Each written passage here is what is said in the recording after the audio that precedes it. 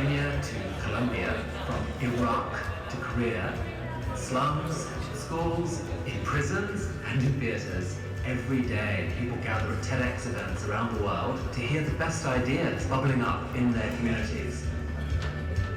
Today, you are part of a global conversation about our shared future.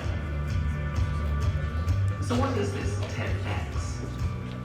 TEDx is an initiative of the TED Conference, a non-profit devoted to ideas worth spreading. We grant free licenses to allow TED-like events to spread globally. This event today is based on the TED Conference format and ideals, but is independently organized by your local community.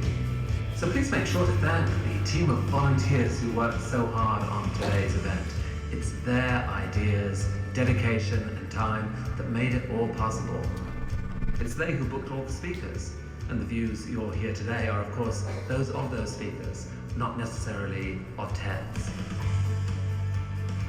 We hope their talks spark an exciting conversation among you. This is a day for curiosity and for skepticism, for openness and for critical thinking, for inspiration and for action. The more you enter into it, the more you'll take out. And now, on with the show.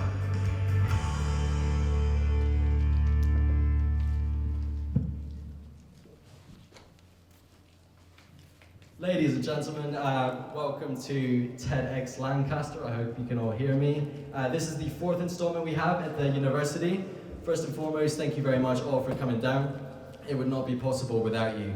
We would like to start the show by thanking our sponsors, Aldi, Lusu, Visions Live, as well as LA1 TV for making it possible to stream the event. My name is Alvaro. And my name is Lydia. And we're going to be your hosts for the evening. We would like to start off by saying that, just quickly, the fire safety rules. We've got our fire exits in the doors you came from, and 2 doors on either side. Should anything happen, please just leave your belongings here, and we'll just make our way back in. So there'll be 2 halves to the event, and there'll be a lunch break, a dinner break from 7 till 8, as well as 2 10-minute breaks. So do try and make the most of the breaks as a time to go to the loo or take some fresh air. As during the talks, we really ask you to not leave the room. And also, once the talk is happening, people won't be let in the room, so just keep that in mind. And also, switch your phones off just to start the event.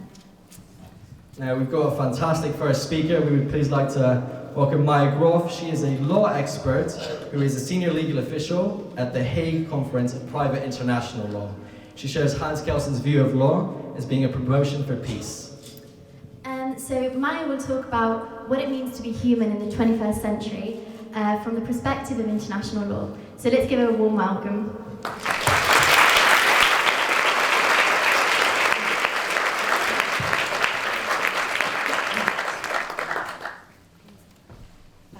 Is it on? Hello. Yes, it's on. Okay. Thank you. And thank you so much to the organizers for this invitation. And it's really a pleasure to be here to share some perspectives from a topic I'm very passionate about, international law. And I'm speaking today in my personal capacity and not on behalf of any institution, but I'm speaking from my experiences in various international organizations in The Hague, in New York, Geneva, and elsewhere. So I want to share some thoughts today on how contemporary international law might be a source of inspiration and might give us some insights in terms of what it is to be human in the 21st century and how we might define our common future together. So today it's a truism, it's very well known that we live in an interconnected world. Our personal lives, our families, businesses are connected to multiple countries at the global level. Just by using the internet, for example, we can be connected to jurisdictions around the world. However, despite this reality, the general public around the world doesn't necessarily know the fundamental tenets of the international legal system, and international law remains something quite remote to ordinary citizens.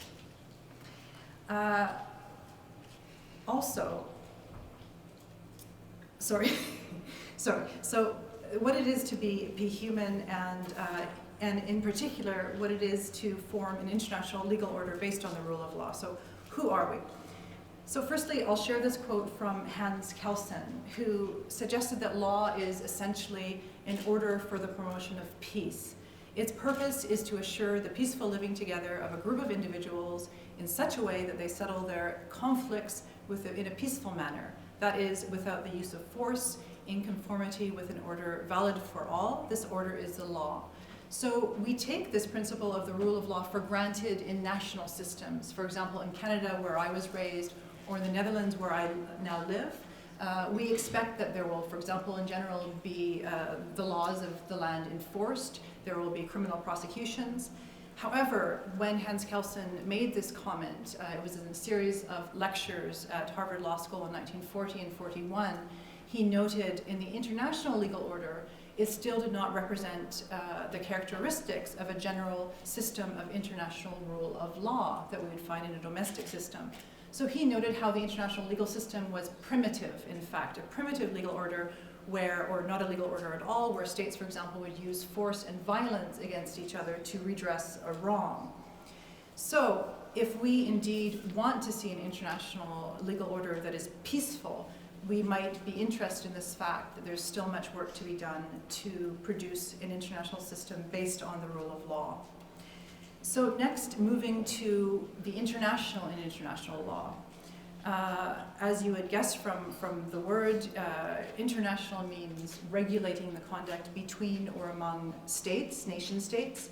And it is this classical sense of international law that gives it the sense of being something remote from our personal lives, something cold and distant.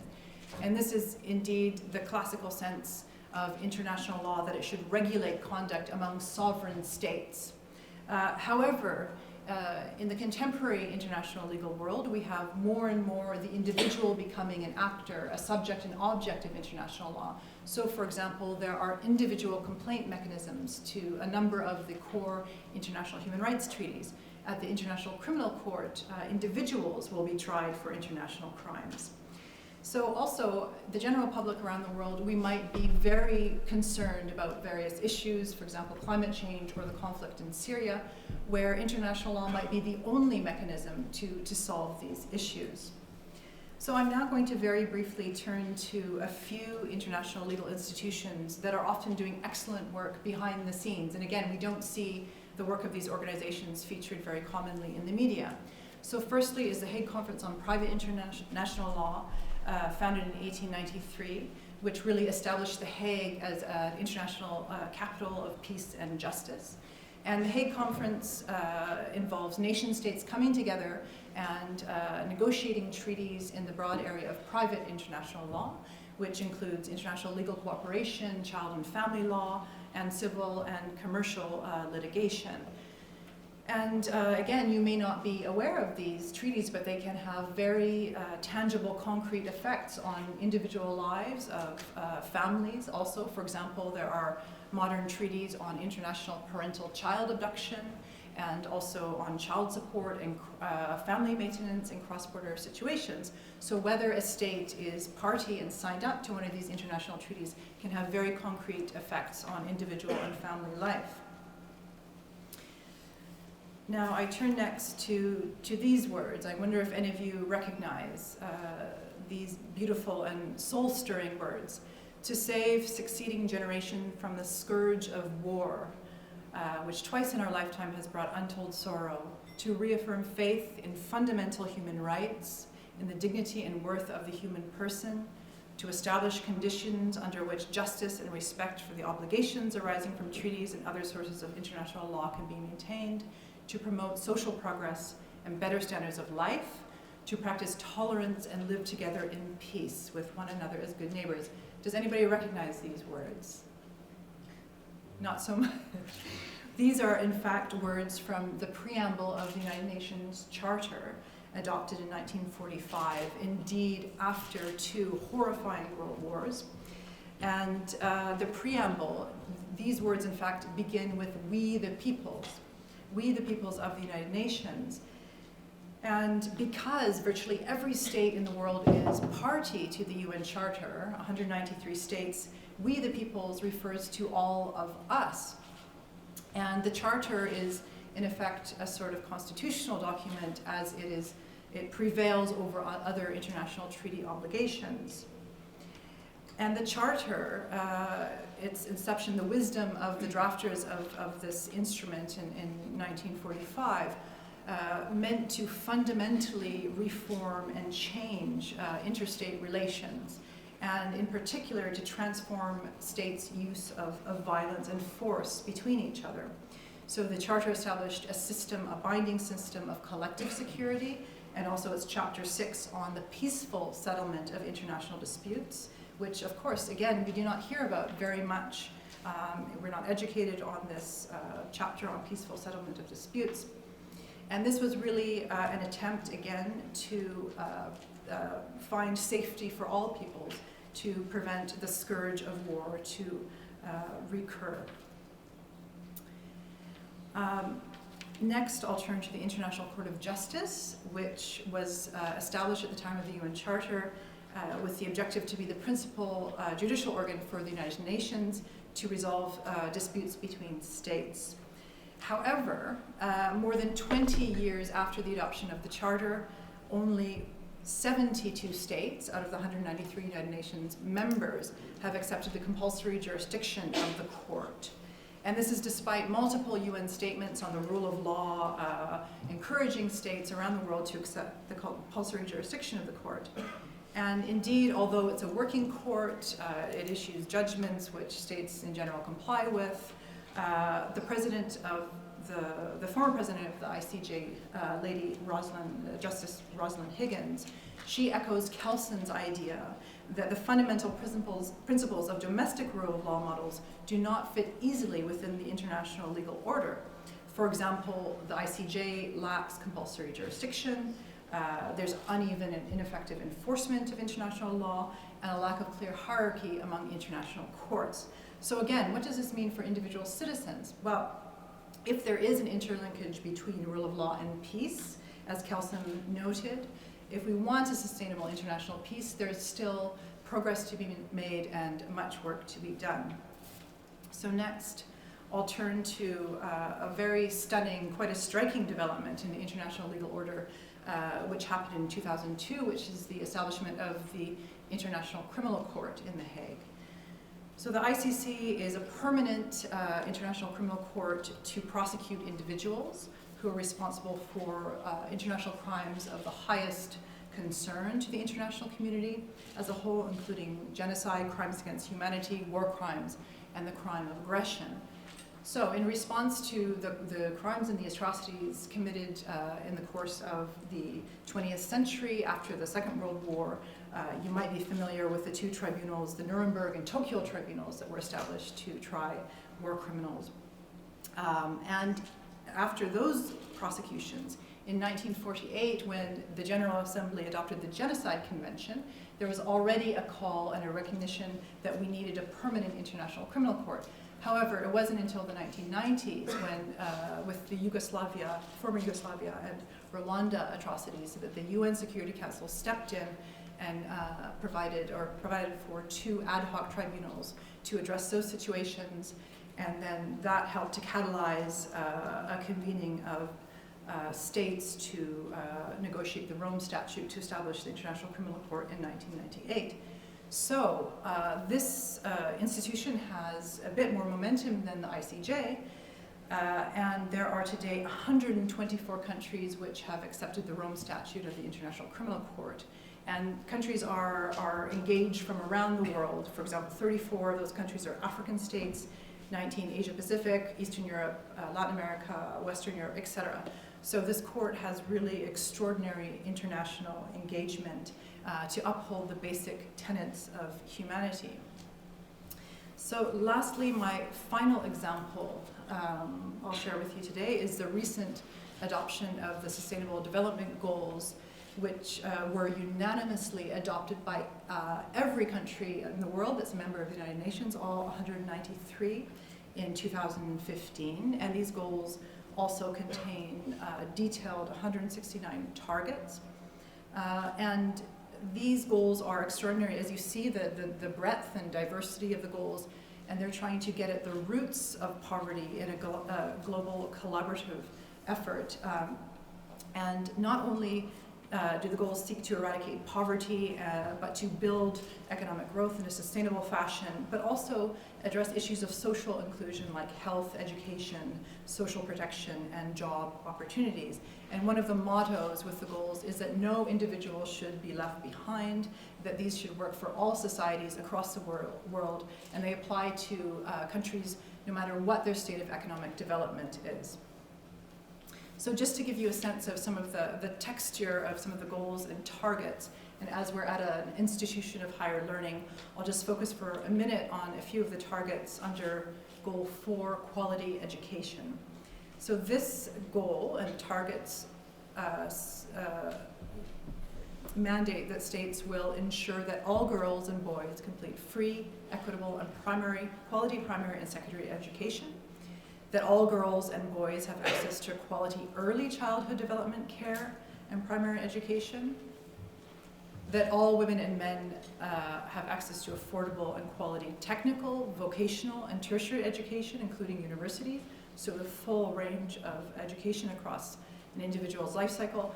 And lastly, this target, which I find particularly inspiring, to ensure that all learners, and again, that's all of us, all around the world, all of us are learners by nature, that we all acquire the knowledge and skills needed to promote sustainable development, including through education for sustainable development, human rights, gender equality, promotion of a culture of peace and nonviolence. Again, you see the echoing of the key tenets of the UN Charter, global citizenship, and appreciation of cultural diversity and culture's contribution to sustainable development. So the goals here show a full circle with a call to civic duty and formation of our shared values together.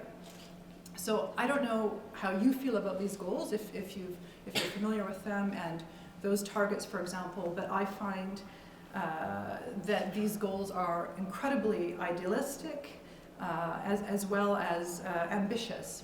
And if we imagine how the world would be transformed if any of these goals were met by 2030, or even just those targets under education, we would see a transformed world.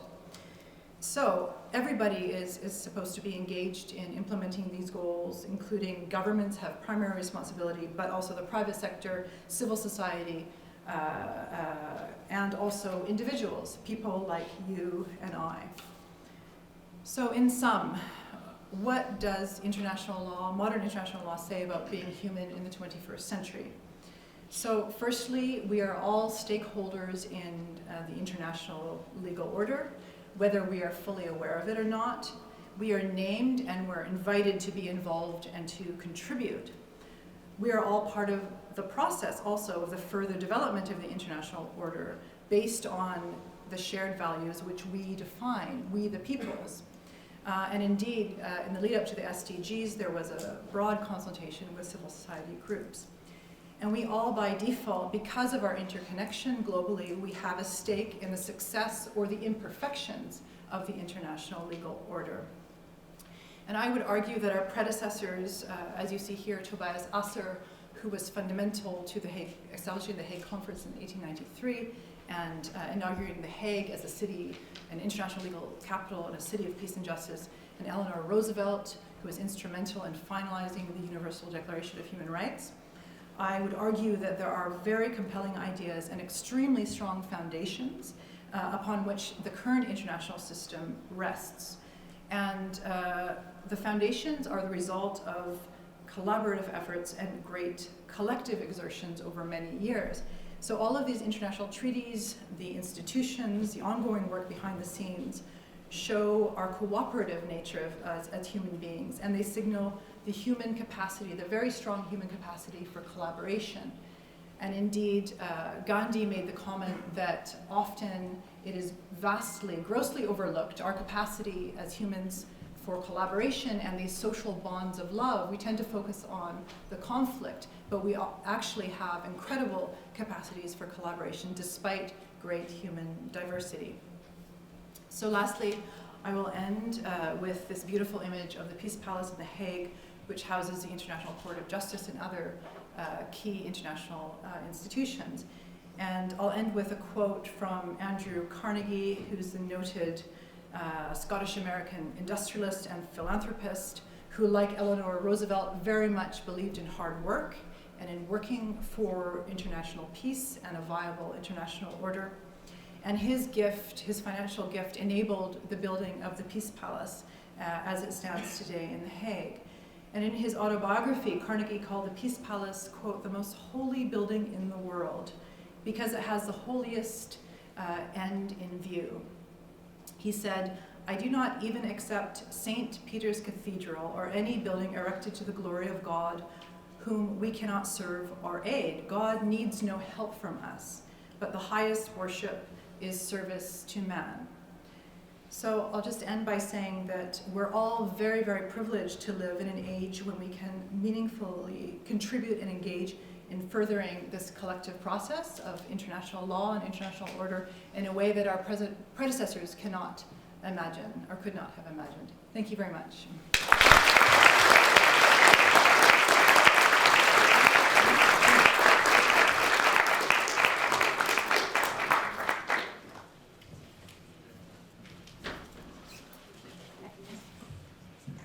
Great, thank you very much to Moya for that very insightful talk.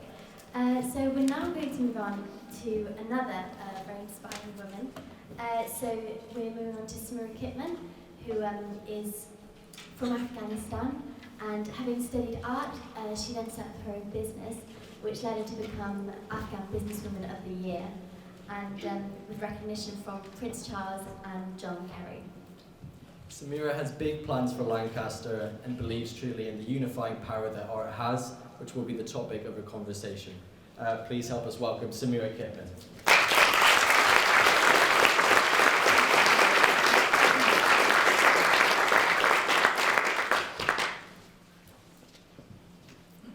Hello everybody, my name is Samira Kitman. As I was preparing for this talk, I was wondering to myself, who do I speak for? I speak for as an Afghan woman. I speak for women. I speak for women everywhere. I speak for young. I speak for refugees who have left her homes and cities, places of conflict. And I speak for the future, for hope, for better world for us all. I have had the opportunity to travel many different countries. I have met with President, First Lady, Secretaries of State, and many other wonderful people all over the world. And I see the world primarily as an artisan, not as a politician. When I look at the world, I see as a beautiful garden in which there are many colorful, unique, tender flowers. Each human being, one of these flowers. Really, we are weak, vulnerable, and delicate. No matter what our status, and it is in this weakness that ours powerful is found. As a young woman, as a refugee, as an artisan, let me tell you this. I have been how power can be used with terrible results. This kind of power is like rock thrown at delicate flower. It brings destruction. It creates division, hate and fear, and crush these delicate flowers, wiping out their beauty, their tender perfume. What then is our power? True power is not found in military, strength, violence, or bomb. I believe true power is founded in weakness and vulnerability, and kindness and passion and hope and love. These things can truly allow our garden is grow and each flowers to truly blossom. Then the world is not like machine. It has a garden when we must look after. The future is ours, belongs to us. To delicate flowers, let us embrace our beautiful weakness and slow life live through this world in which we live together. How do we do this? The obvious answer may be to stand here and share my story. Words can only go to so far. Action turn. Power is an impact. I truly believe that impact being with art. Some of you may be sitting and thinking, how can artisan ever be as powerful? Or politician, economist, large corporation? How can arts make changes in the world? I ask you think of Picasso of Da Vinci, and think of the powerful they were. They had in 1937, Picasso's Guernica draw the words. Attention to the Spanish Civil War, and people cried in the street. That art has a unique ability to bring out emotion, others as well as to communicate. Without this need for word, that in itself is extremely powerful. In Afghanistan, as a woman, I could not talk as a freely as I can hear art allowed me to express myself and gave me power, both in terms of influence and finance, after discovering the power art of myself. I wanted to share that gift with others. I gave that advice to encouraging other Afghan girls and boys to appreciate that beauty and power of art. I saw this school not only as a place to learn to craft of any artisan, but as a place to togetherness, for learning for others. I saw it as a place for watering to creativity of my students and watching these delicate flowers bloom through artistic expression. Art, therefore, has a power to unite people, and this process of growth and expression of united people are powerful people. Thank you.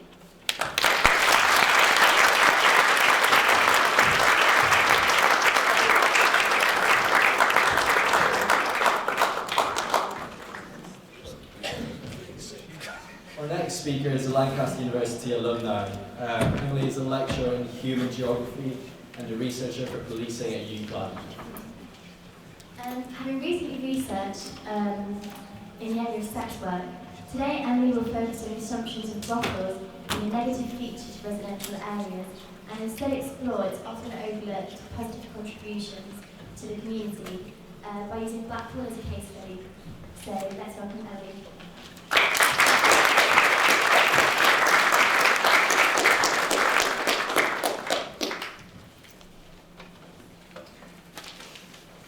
Hi, thanks very much for having me. So I'm going to talk to you today about sex work, bit of a topic change. I want you to think about what images conjure up in your mind when you hear the phrase sex worker. So I'm going to give you some examples of the common answers that I hear from students and beyond when I ask them this question.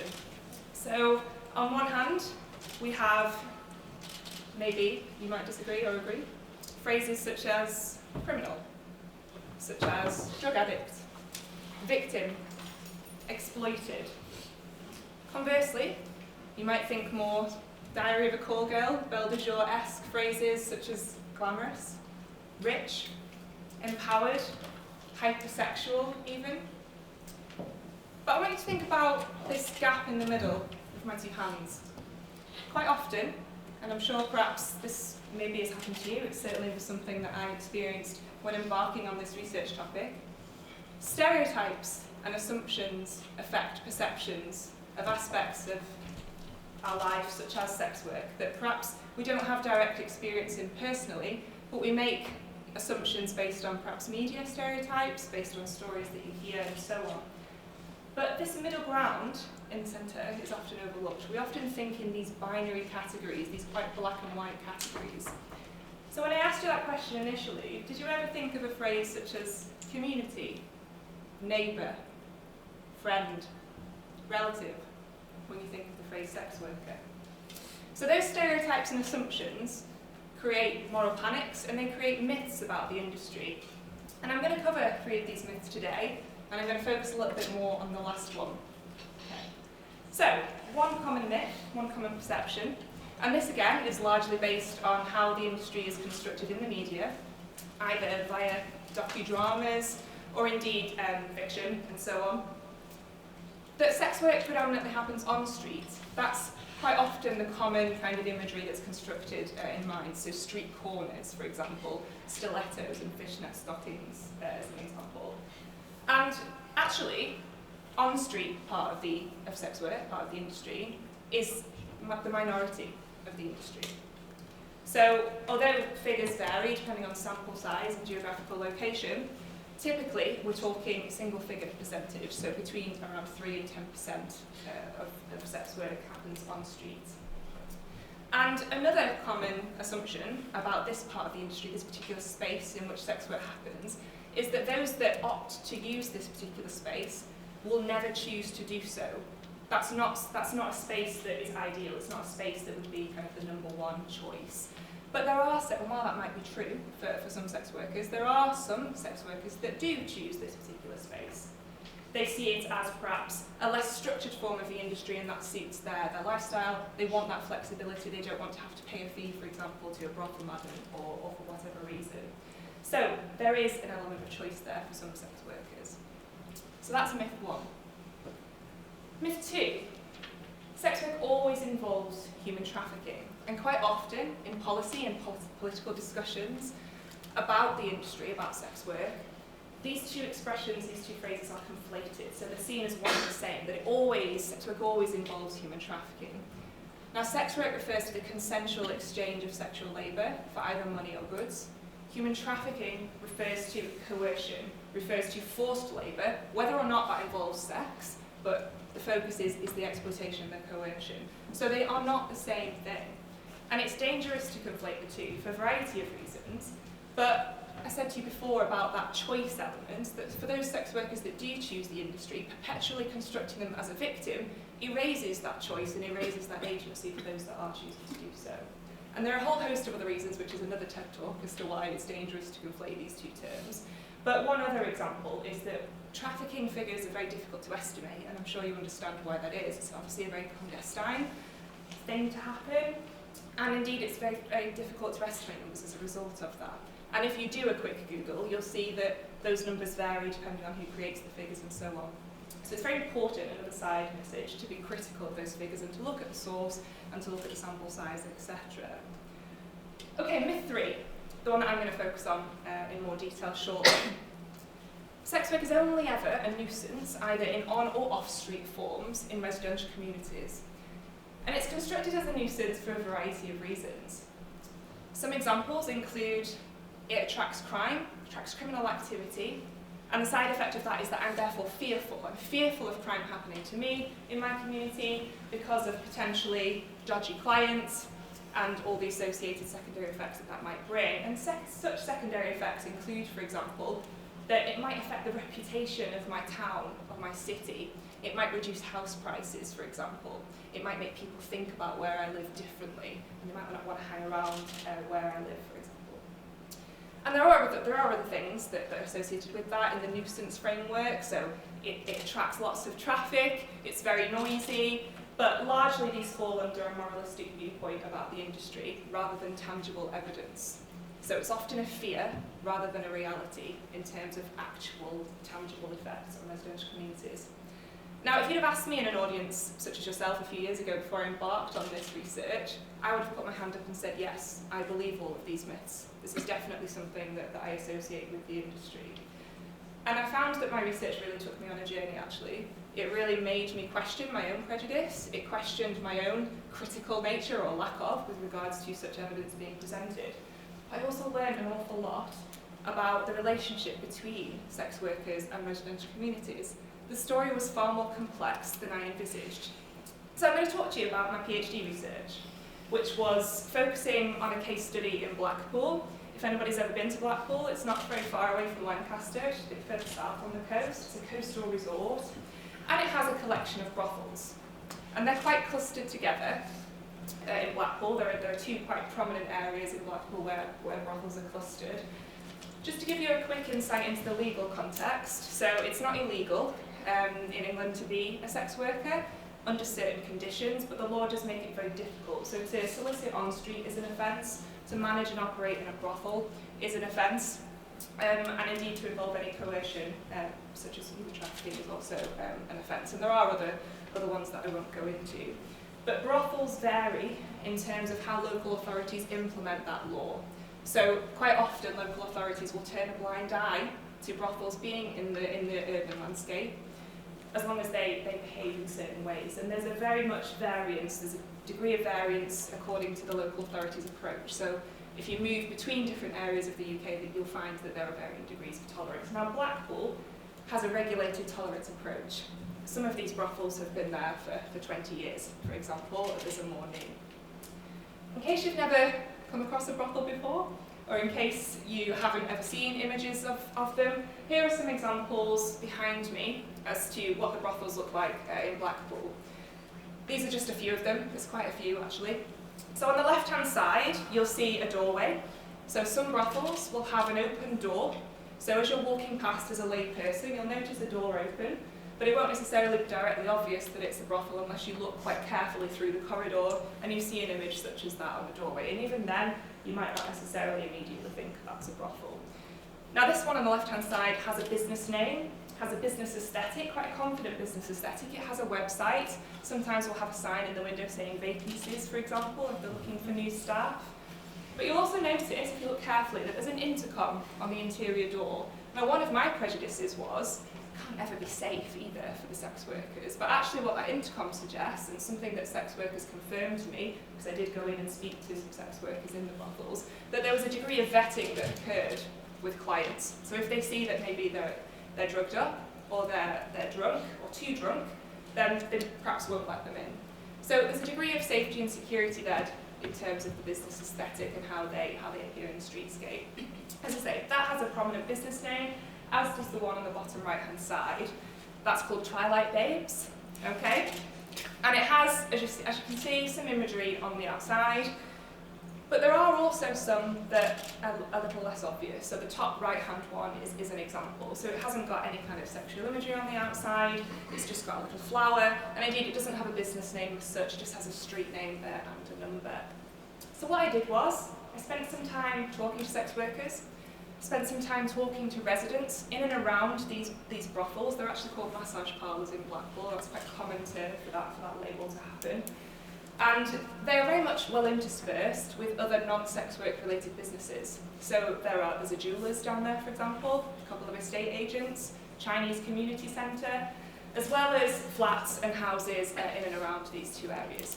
So they're not in a typical kind of red light district bounded area where that's the only type of business or premise that's around. They're well interspersed with other things. So what did I learn? What did I learn about brothels in the community, in this community especially? And I learned that brothels did not just fit this nuisance narrative that dominated the literature, dominated research about the industry. They had a variety of roles in the everyday lives of residences and other non-sex work businesses around. And I'm going to talk to you quickly about 3. Okay, the first one. I'll let you chuckle at that. This is actually part of the title of my thesis. Some residents said, "Oh, it's really bloody entertaining living here. I enjoy the fact that it's different every day. I enjoy the fact that I can tell stories about living here, that it's sometimes the first question that new customers will ask, or new friends will ask that haven't visited me at home or at work before. It's an element of community building, which is another theme that I'll talk to you about in a moment. It's better than daytime television." This was a chap that was unemployed, that had got a bit bored of sitting in all day and quite enjoyed, he said, playing Guess the Punter. So there would be, lots of different people milling around, and they would just watch and see kind of what was going on. And other workers in the area said that it brightened up their day. It's a bit dull around here. It's not a particularly busy area of Blackpool, this area. And so it can get quite quiet during the day. And so it kept people interested and entertained, and it was quite exciting for them to live there. And when I was interviewing residents, they would sometimes beef out their chest and kind of say, somebody's got to live here, it may as well be me, at least I can tell the story. So that was one role. Secondly, and this really goes against the narrative that they only ever attract crime and they make you feel unsafe. Some residents actually reported, again, partly probably because it was quite a quiet area, that they were a vibrant presence in an otherwise dull place to live or dull place to work. The 24-hour light burning, because quite a few of them are open 24 hours, and they are fairly vibrantly lit, although there is a degree of variance, as I said, in that. These lights burning make me feel more comfortable, they make me feel safer. I feel like if I was ever in trouble, I could actually knock on a door and know that there were sex workers in there to maybe help me. And especially with all the stag and hen do's around, which, if you know Blackpool at all, you'll know that it's very much associated with stag and hen do's. Another quote that I really liked was that somebody said, "Oh, it makes me feel like somebody's here, even in a place where even the pigeons don't frequent." Again, Blackpool, very much known for pigeons and seabirds, and I thought that was quite revealing, actually, about the role that they placed on those sex premises in there. And that community safety role as well also related to building camaraderie with customers. So they would come in, new customers would come in and talk to me about the industry being here, and it was almost like an opener. I felt like it was something that kind of brought us together. It's a topic of conversation for us when we're hanging out. And finally, I'll bring you back to that binary that I started with at the beginning, and the fact that that middle story is never really captured. They're also just ordinary neighbours. They put the bins out like everybody else. We have normal conversations. I know them all by name. They're my friends. And yes, while there was an element of, they're also quite entertaining, and I quite like laughing at them, and I quite, not the sex workers, but I quite like playing games such as Guess the Punter, and they make my work life more interesting. They're also just ordinary neighbours, an ordinary presence, an ordinary role, which again perhaps disrupts this idea of this nuisance framework always being dominant and always being prevalent. That, okay, they might annoy me sometimes, they might make me laugh sometimes, like other businesses, like other residents, like other neighbours, but they're also friends, they're also people that I'm concerned about, they're also people that I engage with on a daily basis.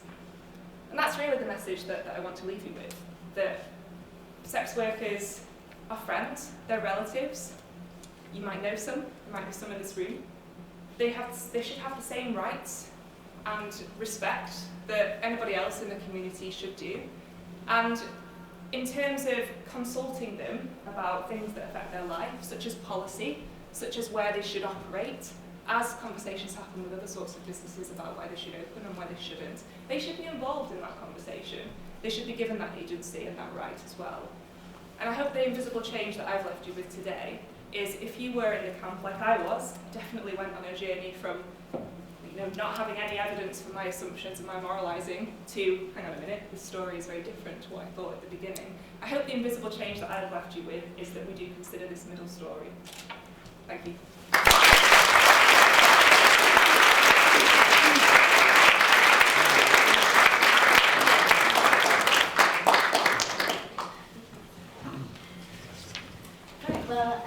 Hopefully that was an insight for everybody. Thank you very much, Emily.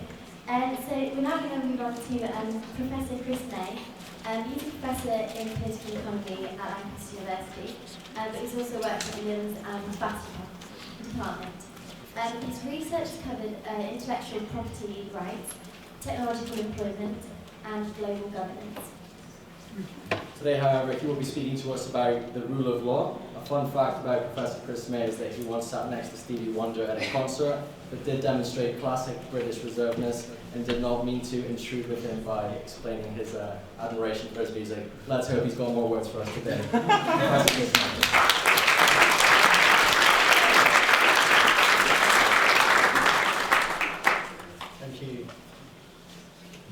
Thank you. It's very good to see you all. So there's my first slide. So what I'm going to talk to you today is about the rule of law. So let me just tell you how I became interested in the rule of law. As was mentioned, I spent about 15 years thinking and writing and researching intellectual property rights in various ways. And about 3 or 4 years ago, I found myself in a workshop on traditional knowledge, with two groups in that workshop. One group of people saying that the exploitation of traditional knowledge was an outrage and it needed to be stopped in all sorts of ways. Another group of people saying the only hope for traditional knowledge was for it to be exploited because then it would be reproduced. And what was interesting about both these groups was, despite they had completely conflicting political positions, they both agreed that their positions would be furthered by the introduction of various legal mechanisms. In other words, they believed in the rule of law. So that was their sort of central belief. So let me first of all just check. Are there any anarchists in the room? Anybody here is an anarchist? Excellent. Okay, well in that case, I'd just like you to spend a couple of seconds thinking to yourself, if you were asked in the pub to defend the proposition the rule of law is a bad thing, how would you go about that? Can you do it? Can you immediately come up with an idea about why the rule of law is not welcome, is not something that we should use to manage our lives? Just give yourself a couple of seconds, think carefully. Given that none of you are anarchists, I'm going to assume that most of you will have found that proposition actually quite difficult. Now, what's interesting about the proposition that the rule of law is a good thing is that it is widely shared around the world. Here are 4 leaders who've all recently said something in the way of supporting the rule of law. You'll notice I haven't included Donald Trump. And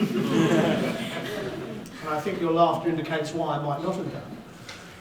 Mostly across the rulers of our world, the governments, the government leaders, the notion of the rule of law is taken as being a common sense. It's something that is just regarded as being sensible. It's something that we should all agree with. Now, just to give you a suggestion about why that's actually quite widespread, I don't know how many of you saw the trailer for Frost Nixon some years ago. It's a film about the interaction, the engagement between David Frost and President Nixon quite late on in his presidential career, around the time that Watergate was happening. And in that trailer, there's a series of discussions between Frost and Nixon. And at one point, as the trailer sort of gets to the end, reaches its peak, as it were, Frost asks Nixon something, and Nixon's response is, and I'll just have to read this, I've written it down, when the president does it, that means it's not illegal. And the way it's presented, and again the same because some people are already laughing, the way it's presented is to say that's actually shocking. And the reason it's shocking is because we all know that the rule of law is preferable to the rule of men. And when I say the rule of men, what I mean is the rule of men and force. The rule of law indicates something about legitimacy, it relates something about social justification. The rule of men is about violence, oppression, and force. And so what we see when we think about that term, the rule of law, is a rejection of what we might call arbitrary government, the government of individuals with their own interests, again, the positive exception of Donald Trump. When we think about that, that's how we understand how society works. And so, to try and put a bit of flesh on that, what I'm going to suggest to you is actually one of the reasons that we think that is because we can have lots of different views about the rule of law, but we can actually keep them all in mind at the same time, or we can have conversations where it's not necessarily obvious we're talking about different things. And the reason for that is I like to think of the rule of law along a continuum, and at one end, right at one end here, we have the thin rule of law, and right at this other end, we have the thick rule of law. And there's a continuum, a line, along which we could perhaps allocate particular places for any particular opinion about the rule of law. Now, right at that thinnest end, that's where you're going to have things like apartheid, you're going to have things like the Third Reich, and these are areas where the law is still enacted, but the outcomes are not really what we regard as just or fair. So, in Nazi regimes, in apartheid regimes, certain members of the population were treated in a way that we would not regard as being strictly justified or perhaps fair or even pleasant. So from that point of view, that's very thin. That's about procedure. You could have legal procedures, but somehow they don't have the sort of content that we might want them to have. Right at the other end, we can move along that line by stuffing more and more into the rule of law, and right at the other end, we have the sort of idea of the rule of law that sees it as being coterminous with, or collecting with, ideas around international human rights, the notions of justice, the notions of fairness. And what we've done in that move from thin to thick is we've introduced all sorts of normative elements around morality and ethics. So the rule of law, when we talk about the rule of law, we can be two people talking about it, one of whom thinks actually it's really just about procedure, and another person thinks it's really about international human rights. But the joy of the joy of the rule of law as a way of thinking enables all of those people to talk together. Now, actually, I think the real thing that is at the centre of this is a desire to see justice, to see fairness. And when we start thinking about the rule of law, one of the things that often becomes clear to us when we're trying to decide, is this something that really is the rule of law against something that perhaps isn't, is whether we think it is just.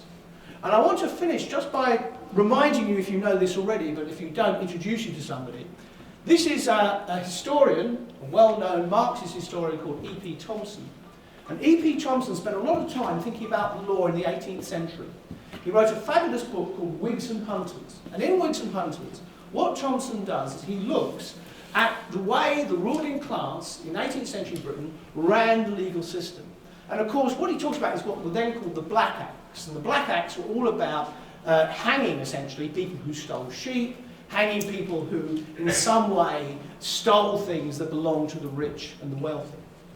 But what Thompson concluded was, even though the law was being used in that way, because it was pretending, or at least trying to be, the rule of law rather than the rule of men, at any time it had to deliver something that looked like justice. And because it had to deliver something to look like justice so people would actually regard it as legitimate and follow the law without being forced to, that meant that actually, for some of the time, it delivered the very justice that it was pretending to deliver. So what Thompson concluded was actually, even when the law looks like procedural law, the very act of getting people to follow the law voluntarily means at some point it must produce justice. And by doing so, even if that justice is incomplete or partial, the rule of law remains an unqualified human good. And I leave you with that thought. Anytime somebody says to you, oh, I'm not so interested in the law, I'm not so interested in people following it, you should dismiss that. The rule of law is always a good thing. It may be variable, it may be employed in different ways, but just to come back to Donald Trump, what is the most interesting thing about American politics at the moment is both at the same time that Trump is trying to reject the rule of law in many ways, actually it is acting to keep him under control. It is undoubtedly an unqualified human good. Thank you very much.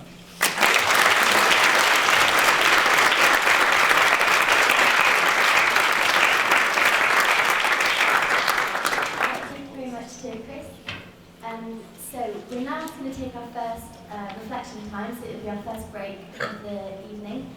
So we've put this as a space just for you to reflect on what you've heard so far, whether it's alone or with the person next to you. But we will be starting promptly in about 10 minutes. And you can leave the room if you need to go to the loo or anything like that. So, see you in 10 minutes. Thank you.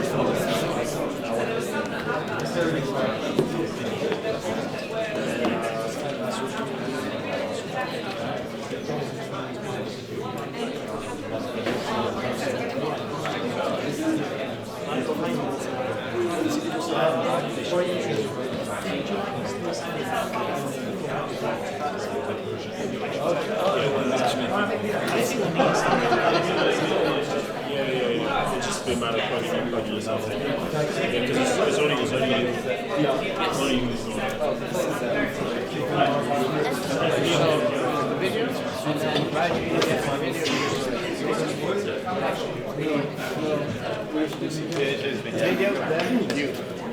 Yeah. Exactly. The one thing I think is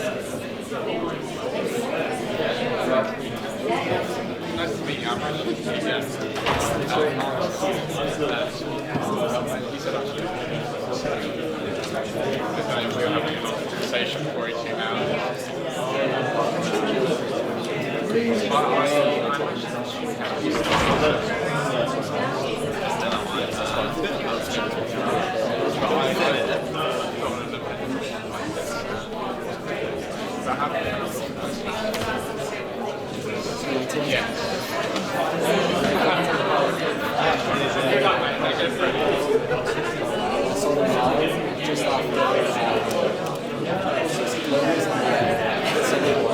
so great. So, yeah, well, I grew up in Singapore, so I went to a festival they played as well, and the show was incredible. They do it all. Have you seen them live? What you'll see over when they've done it in places that I've seen as well, other videos, is they'll just like reloop like 4 parts of the drummers just playing different variations and stuff. Tim Apollo. And he lays out curves. It's like mind-blowing. Like, this is what, like, hiatus next to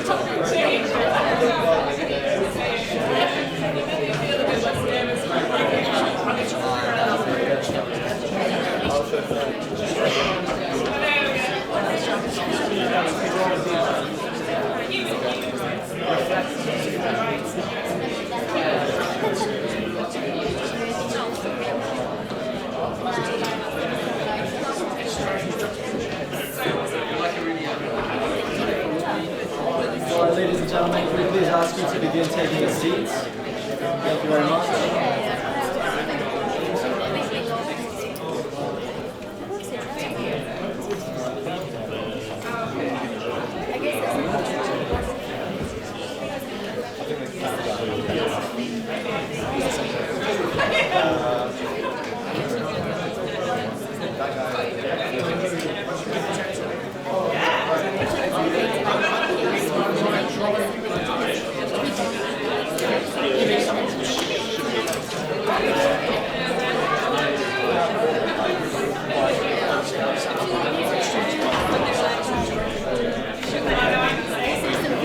Ladies and gentlemen, can we please ask you to please start taking your seats? We're going to commence shortly. Thank you very much.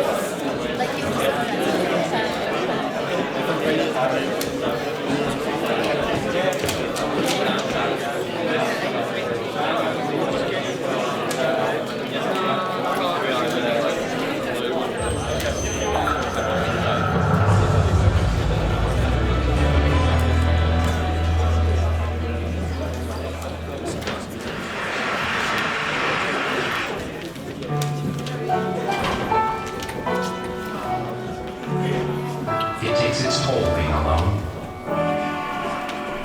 I'm a little bit lost, and it's finally time to make a real connection. Who am I?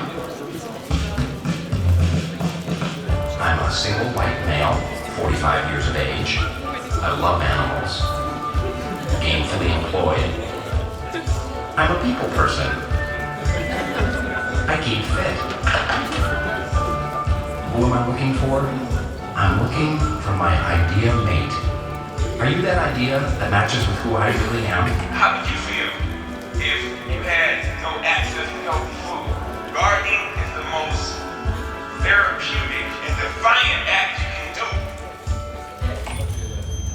I'm sure getting our fingers dirty for a first date, huh? Gardening is the most therapeutic and defiant act you can do. People in these areas, they're exposed to crappy food. I want people to know that growing your own food is like printing your own money. You're like a food superhero. Food is the problem and food is the solution. I'm a lexicographer. My job is to put every word possible into the dictionary. I love words too. Just as much as any lexicographer. What if you love a word that you've just made up? Like, I don't know, Scooberfinkles. Do you think you see reality? Well, I'm a little nearsighted, but yeah. Well, you can't. I mean, your brain has no access to this world. In fact, even the sensory information that your eyes are receiving, your ears are receiving, is completely meaningless because it could be anything. That tree could be a large object far away or a small object up close. And your brain has no way of knowing. Once I thought I saw Bigfoot, but it was just a German Shepherd. Together with chimpanzees, your living closest relatives. Bonobos have frequent and promiscuous sex to manage conflict and solve social issues. I'm just curious, do we have any conflict that needs managing or social issues to resolve? Remember, you're in a date with my idea, not me. This is the face of someone who, against all odds, is on the verge of an epic win. An epic win? An epic win is an outcome so extraordinarily positive, you didn't even know it was possible until you achieved it. You're not making the face. You're making the I'm not good at life face. Arthur, I want to be really honest with you. I am seeing other ideas, okay? I'm dating around. That's the situation. I'd say this, mathematics is not just solving for x, it's also figuring out y. Pi? Pi, 3.1419265358979. If we're going to do something, we've got to just make a decision. Because without a decision, we're left powerless. Without power, we have nothing to supply the chain of those who are truly curious to solve all of our current conditions. And if you choose not to decide, you still have made a choice. Rush. Yeah, this is the face we need to see on millions of problem solvers worldwide as we try to tackle the challenges of the next century. Well, we going Dutch. 38462633388419771. When next? We go to a movie or something? Hell no! Let's go plant some shit. Plant some shit. Good. Now, what is this that I'm planting? Bonobos. Bonobos! Bonobos. Interested much? I want to have your idea, baby. Well, you know what they say in Russia. Scuba fink.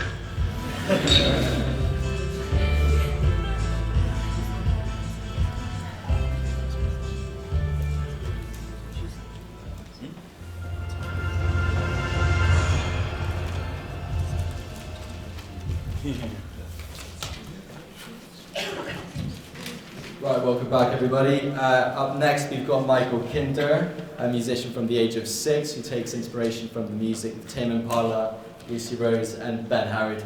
Please help me welcome Michael Kinder.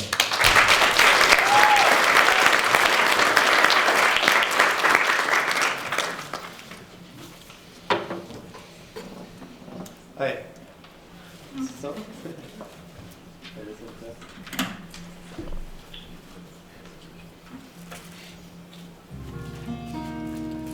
Hello, I'm very excited to be here, and this first song is kind of about how sometimes it can be difficult to make it in a creative industry, especially seeing some musicians that I really admire, and perhaps not seeing response and gratitude they deserve from those. It's called I Understand.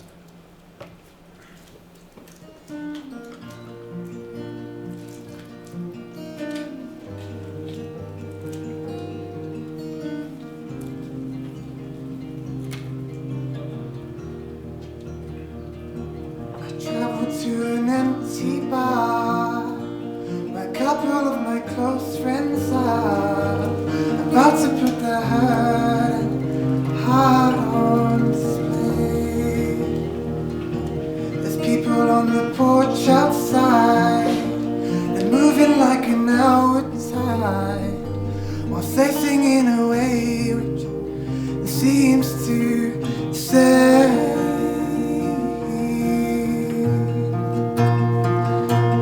this is all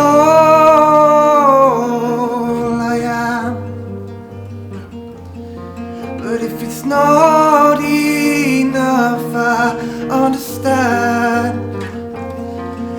if I'm playing in an empty room, I know I won't be someday soon. I understand, I understand.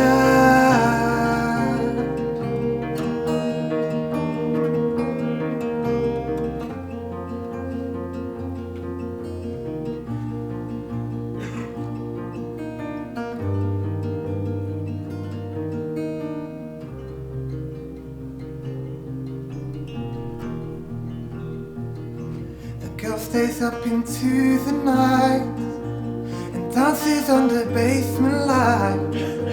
Her movements seem to push her hurt and hardness away.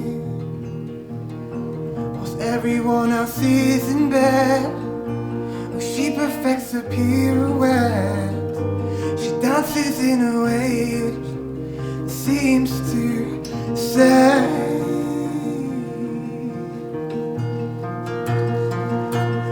this is all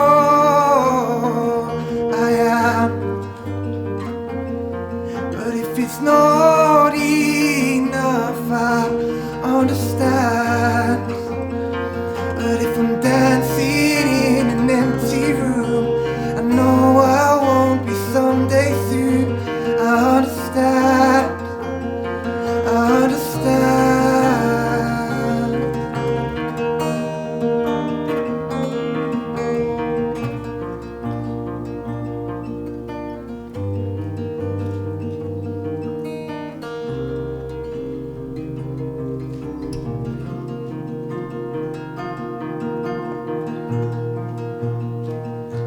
This is all I am. But if it's not enough, I understand.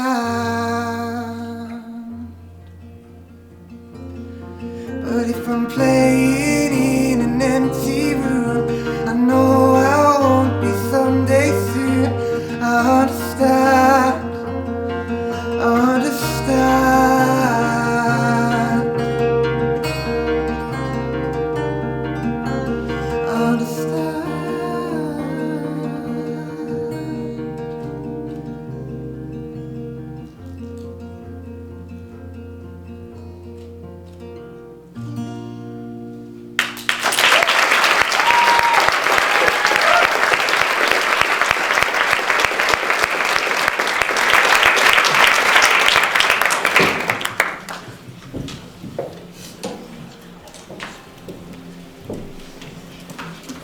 Thanks very much. So, also with my music, I do like to experiment with the way I play guitar sometimes, and this next one is an example of that. Perhaps a little more different to my usual style. Play with the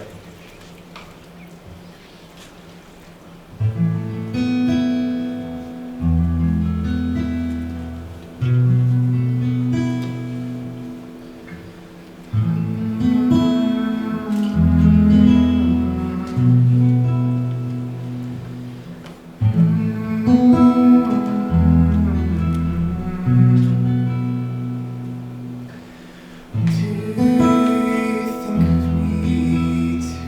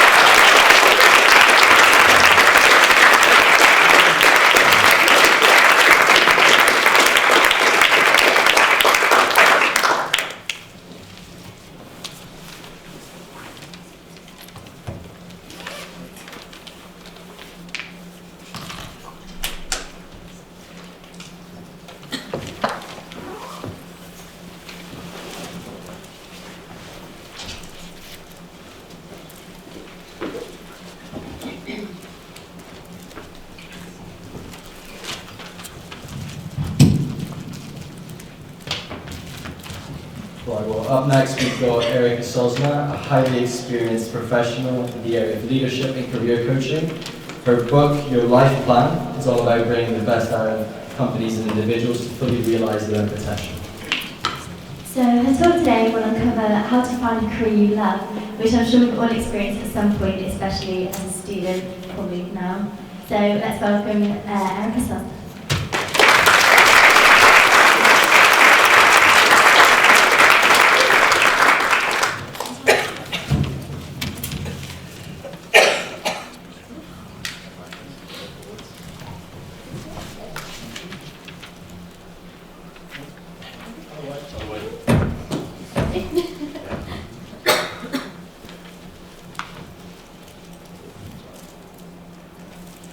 Hey! Hello everyone.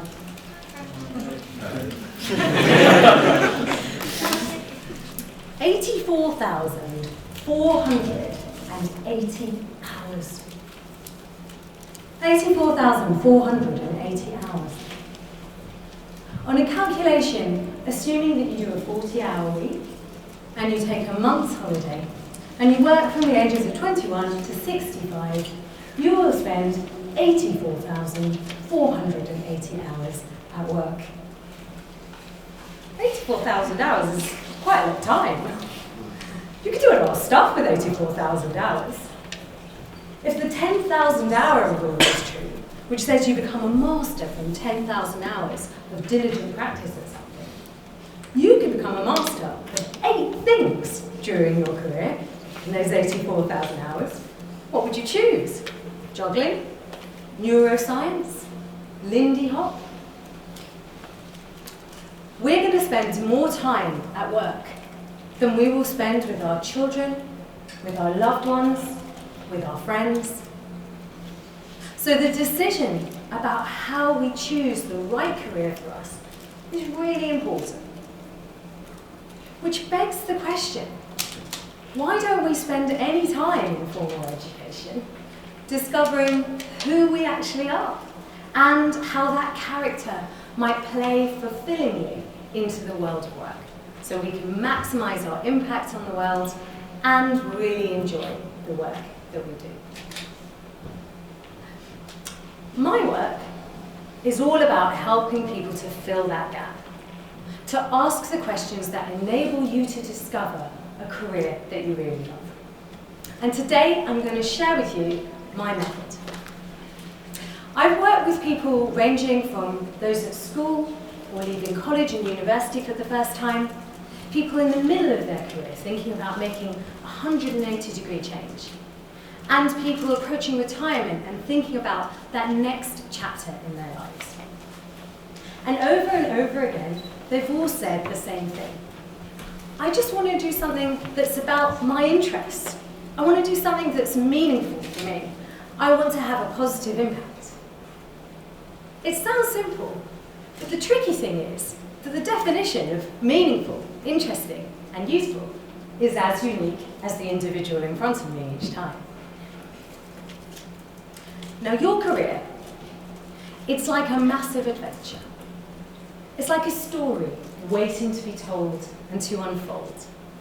It's going to have twists and turns. Unexpected things are going to happen. There might be the occasional ogre or dragon to slay along the way. And yet, you are the star of that story.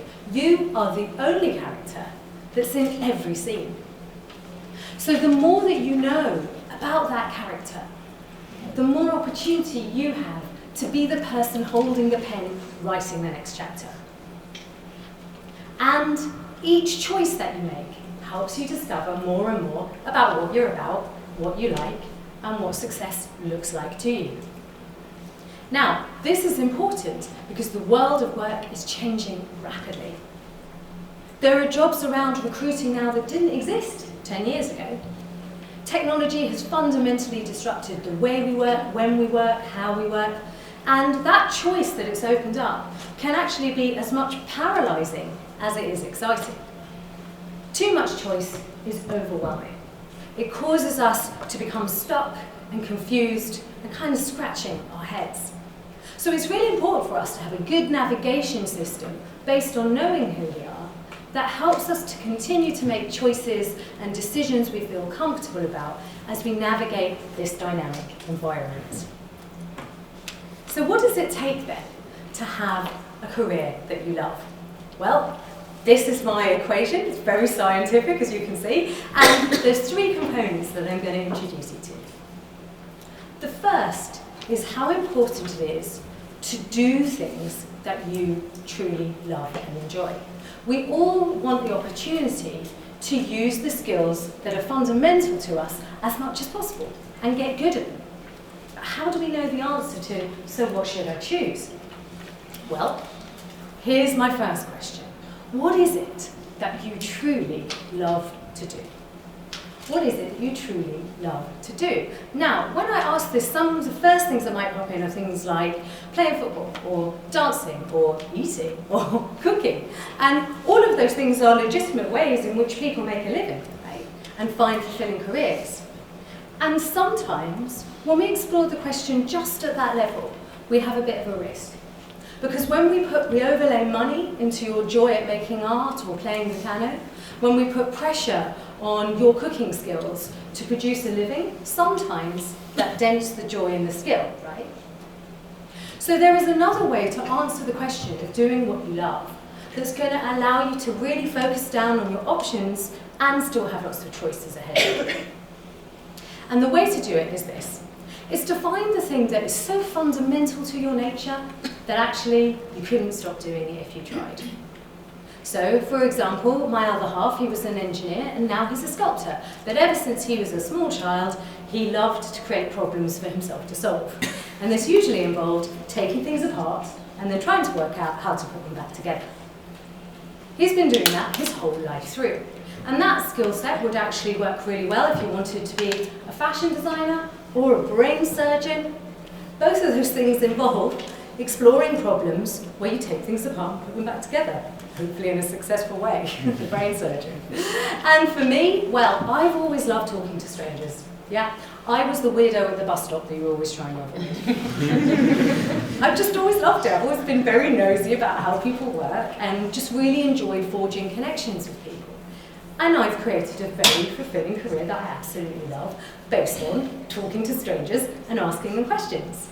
So I chose coaching and writing and speaking, but I could equally have been an investigative journalist or a detective or a talk show host. So here I am talking to strangers and asking you this question. What is it that you absolutely love to do? What is that thing from when you were small that you actually couldn't stop doing? And let's see if we can turn that into your day-to-day work.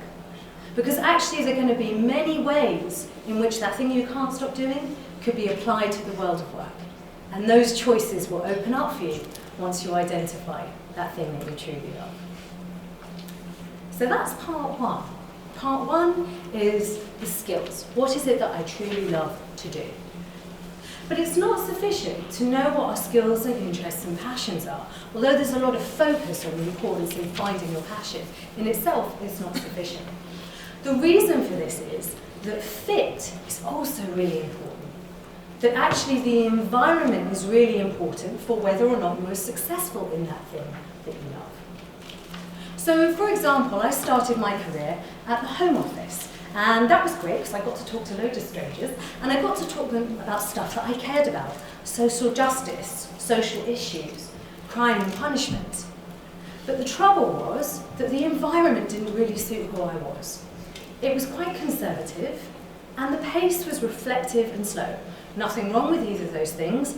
It's just that for a sparky, impatient sort of person like me, I felt really stifled in that environment, even though it was playing to my skill set.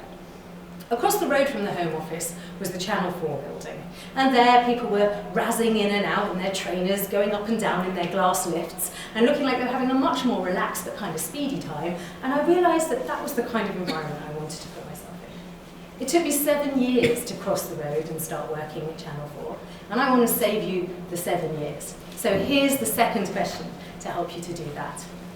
Behold the cactus. The cactus has a unique design. It's set up to make the most of the environment that it is in. It's a succulent, so it scoops up all of the water that's available in this limited supply, and then it very carefully sticks some spikes around it so any wandering rogue animals can't nosh it and benefit from the water it's stored. You too have a totally unique design. And that design is set up to thrive in particular environments. And the more you know about those environments, the more that you can have a career that you love by directing your attention towards the environments that are going to give you that experience. So let me give you some provocations for this. The question is, what experience are you looking for out of your work? What are the kinds of environments in which you tend to feel really good, in which you feel that you already do your best work and thrive? Are you someone who loves to go to depth and really specialise, becoming an expert in one particular thing?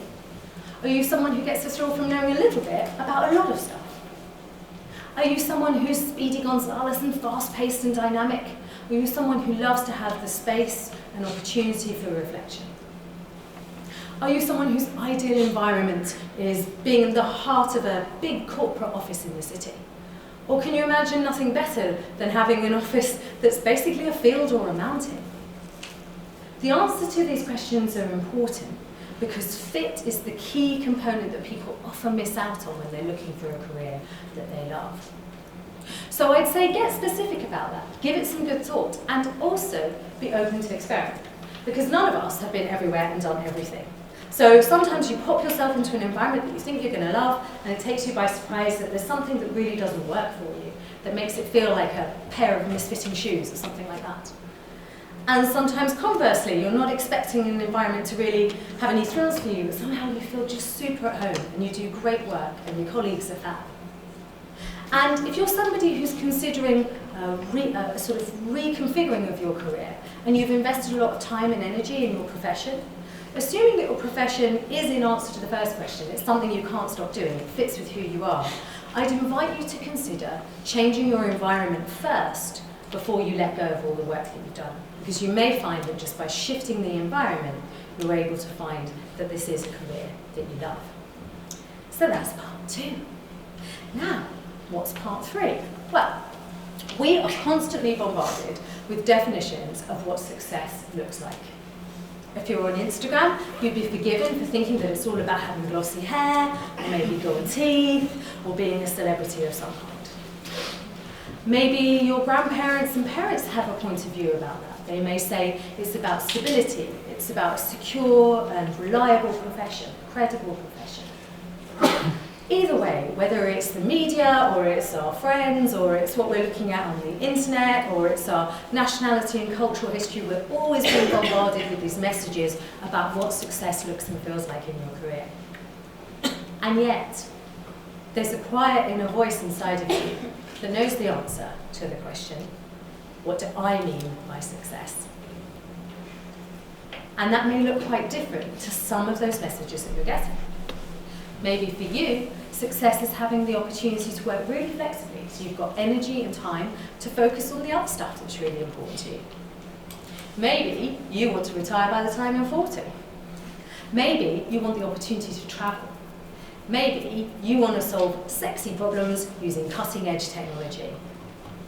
Whatever it is for you is your definition of success, and it's the third part of this navigation system to allow you to create a career that you love. And not only have we got to allow ourselves to ask this question, what do I really mean by success for me right now, today? We've also got to give ourselves permission to claim it. Because sometimes there's someone or something from our past that we have to square it with a little bit before we give ourselves permission to go ahead. About 10 years ago, I was at a festival called Sonar in Barcelona, and I'd taken myself on my own. So I befriended a couple of brothers, so I didn't feel too lonely, talking to strangers again. And they told me about how their uncle earned a living. They told me that he was a history professor, and that he lived in a camper van traveling around Europe. And that every so often, when he decided it was time, he would email his tribe and say, I'm going to be in Rome doing a tour for 5 days. And they would come, and he would take them on a tour. And when I heard about this, I was completely blown away. It had never occurred to me that it was possible to have a really credible profession, to be an expert in something, and yet to be as footloose and fancy-free and as adventurous as this gentleman obviously was. So be open to those stories that inspire you about different definitions of success.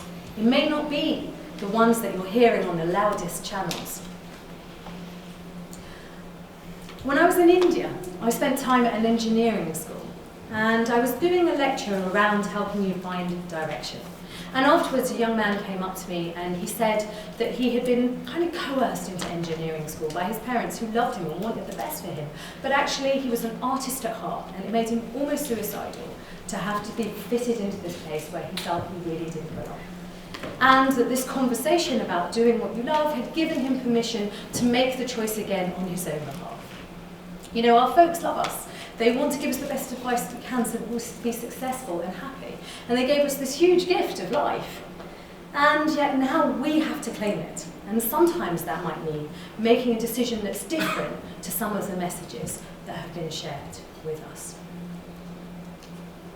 So your career, it's a massive adventure. It's an opportunity for you to write your story, to hold on to the pen of your next chapter, and to do it with, in your back pocket, the knowledge about the things that you absolutely love to do, that you must do. The knowledge about the environments in which you thrive and do your very best work, and your own very personal definition of what success looks and feels like. 84,000 hours, 84,000 precious hours. I'd love to know what you're going to choose to do with them. So look me up and let me know.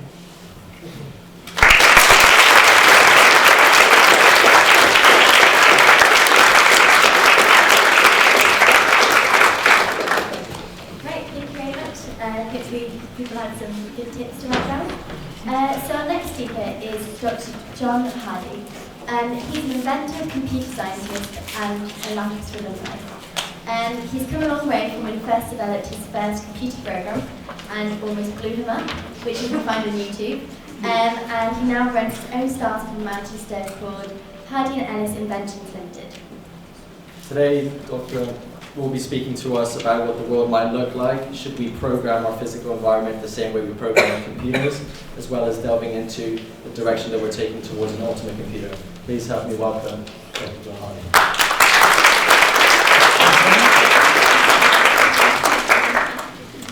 Hello.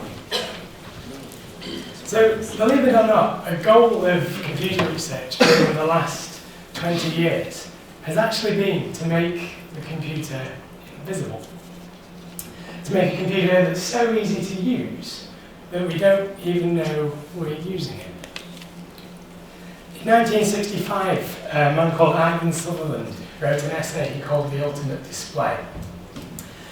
And it was a reflection on the technology of the day and a thought experiment about where it might possibly go. And I'm going to read you the last paragraph. He wrote, "The ultimate display is, of course, a room within which the computer controls the existence of matter. A chair displayed in such a room would be good enough to sit in. Handcuffs would be confining, and a bullet would be fatal." So as a young PhD student, my mind was blown. What Ivan Sutherland and his contemporaries understood was that computers unlock amazing capabilities. We can send files across the world in an instant. We can undo and redo things we've done wrong. We can visualize concepts that we have absolutely no intuition for. What they understood though was that the computer screens though were just a looking glass. And with the appropriate programming, such a display might literally be the wonderland into which Alice walked. What if we could take the capabilities of digital information and binary and combine it with the physicality we've evolved with? So I want to talk about two examples with two different branches of technology. The first of which is projection. What if you took all the light bouncing around this room at the moment and replaced that light with pixels? What if information could appear anywhere? It could, the examples I've been talking about could appear on your desk. It could change in size and scale to better illustrate my points. And what would that world be like? So I'm a software engineer, I like writing code, so I decided to apply that to my own self. So this here is a coffee table. And what it is, it's a way of making physical the process of writing software. The circles you see on it are bits of code, and you can push and pull them around, you can move them around. And to work on one, I physically have to pick it up and put it on my computer. And what that means is that we're using the space around us to show what's going on. If I want to work on something you're working on, I have to go into your personal space and take it out. And that means that you'll be able to go, hang on a minute, I'm not quite finished working on that bit yet. And you'll be able to resolve a lot of the conflicts and discussions that you'd have in a meeting at the end of the day immediately. We also found that people would make territories that sort of get all the bits they're working on and bunch them up around them, and this is my responsibility. And then when they were done with it, they'd fling it off to the other side of the room, or the other side of the table, sorry, for another person to deal with. And we've also observed people moving much more fluidly between working on a task that's very easy for one person, it's well understood, they can get on with it quickly alone.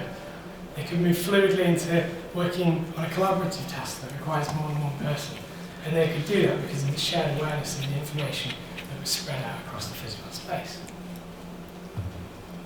So for me, that was interesting. It sort of proved to me a little bit that these things, this way of thinking about digital information could work. But that was only, I'm a scientist, I like data points, and this was just one data point. It was one application scenario, and I had no evidence to suggest it would work in others.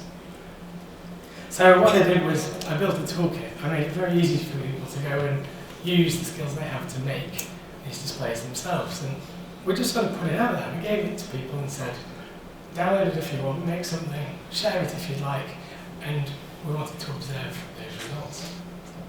And what came back was really, and it's a simple point, but the simplest things are best. If you try and create too many abstractions within that, it's not as good.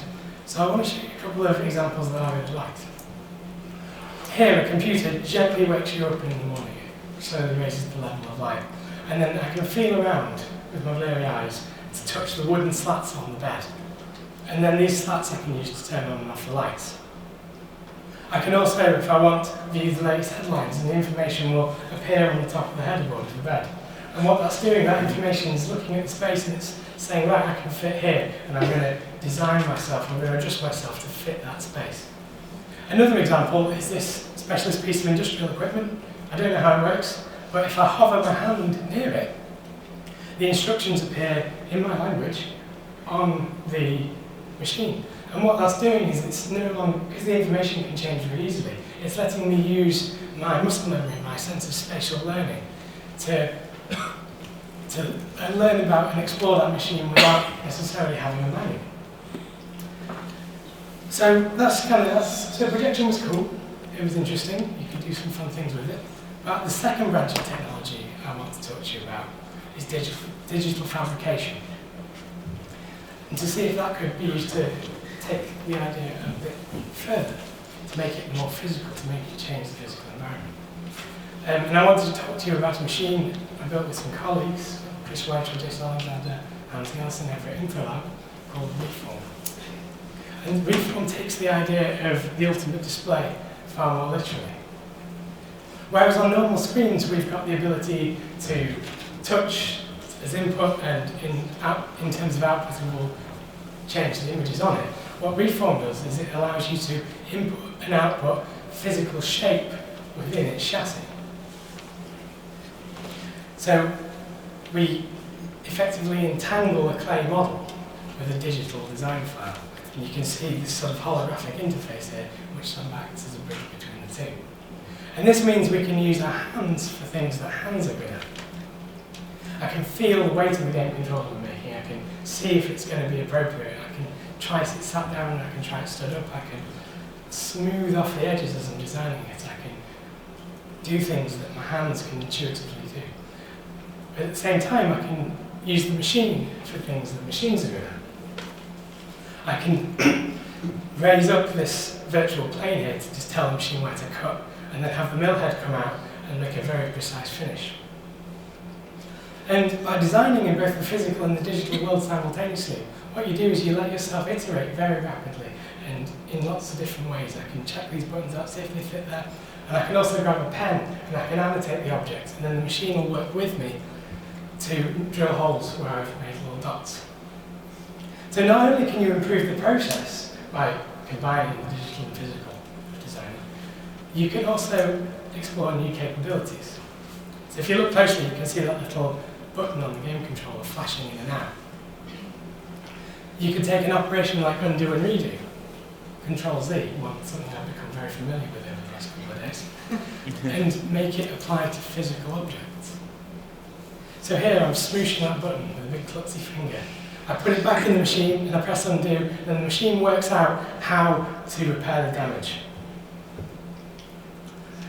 So when you combine that, when you take that away from clay and take it a decade further, and you say have printable electronics, I think you begin to explore what it's like to,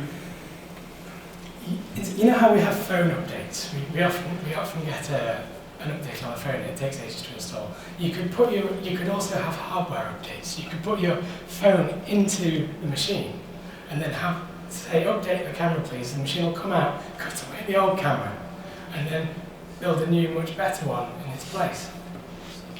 In an ultimate computer, you never need to throw anything away. So the examples I've shared there are just, I think, the two examples of invisible changes. They're smaller specks in a larger evolution about computer capabilities, but also a revolution in terms of how we're thinking about them.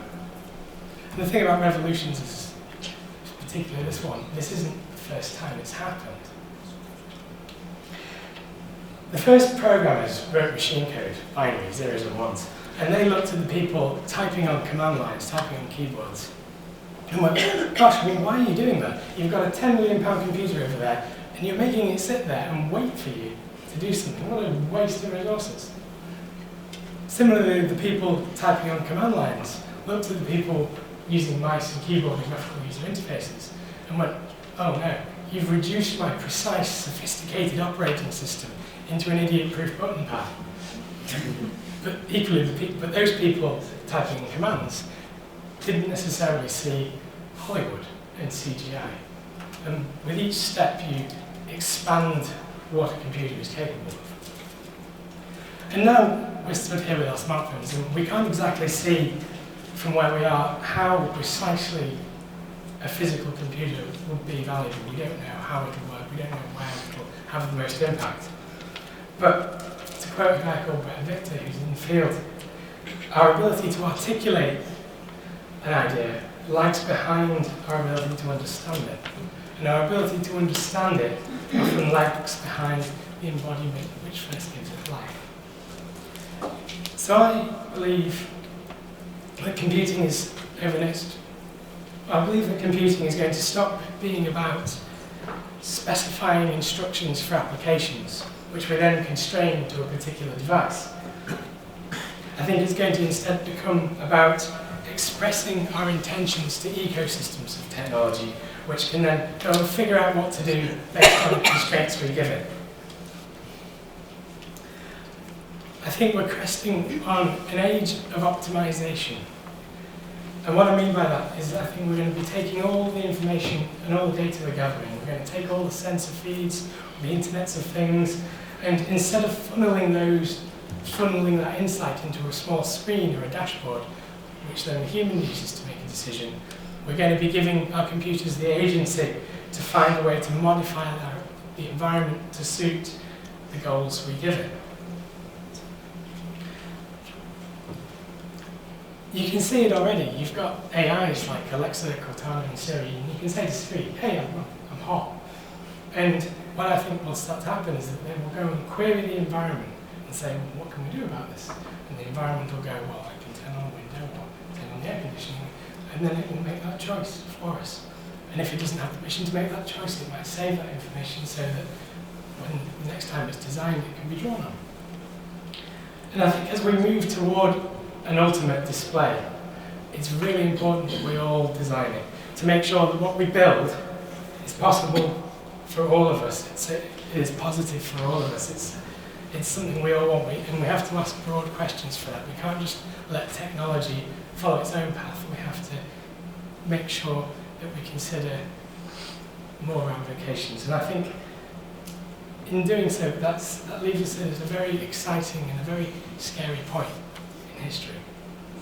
So I'm going to leave you with a proverb. It says, if you want to travel fast, travel alone. But if you want to travel far, travel together. Thank you very much.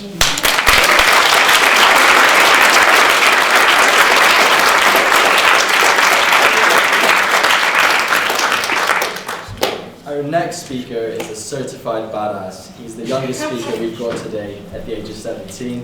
Kian Akavan, he's come this morning from Oxford. So, having volunteered to build a school in rural Kenya, has become politically engaged with full and equal access to education, an area which he will delve into today. So, let's welcome Kian.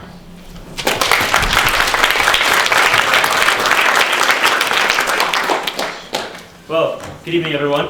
I'm Kian. I'm 17 years old. Imagine if the entire population of Britain was made up of school-aged girls. Now imagine that not a single one of those girls was actually in school.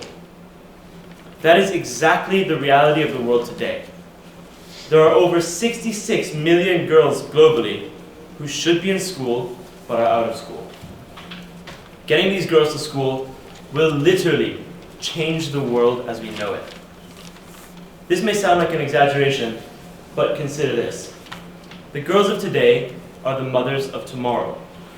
They are the primary educators of the next generation.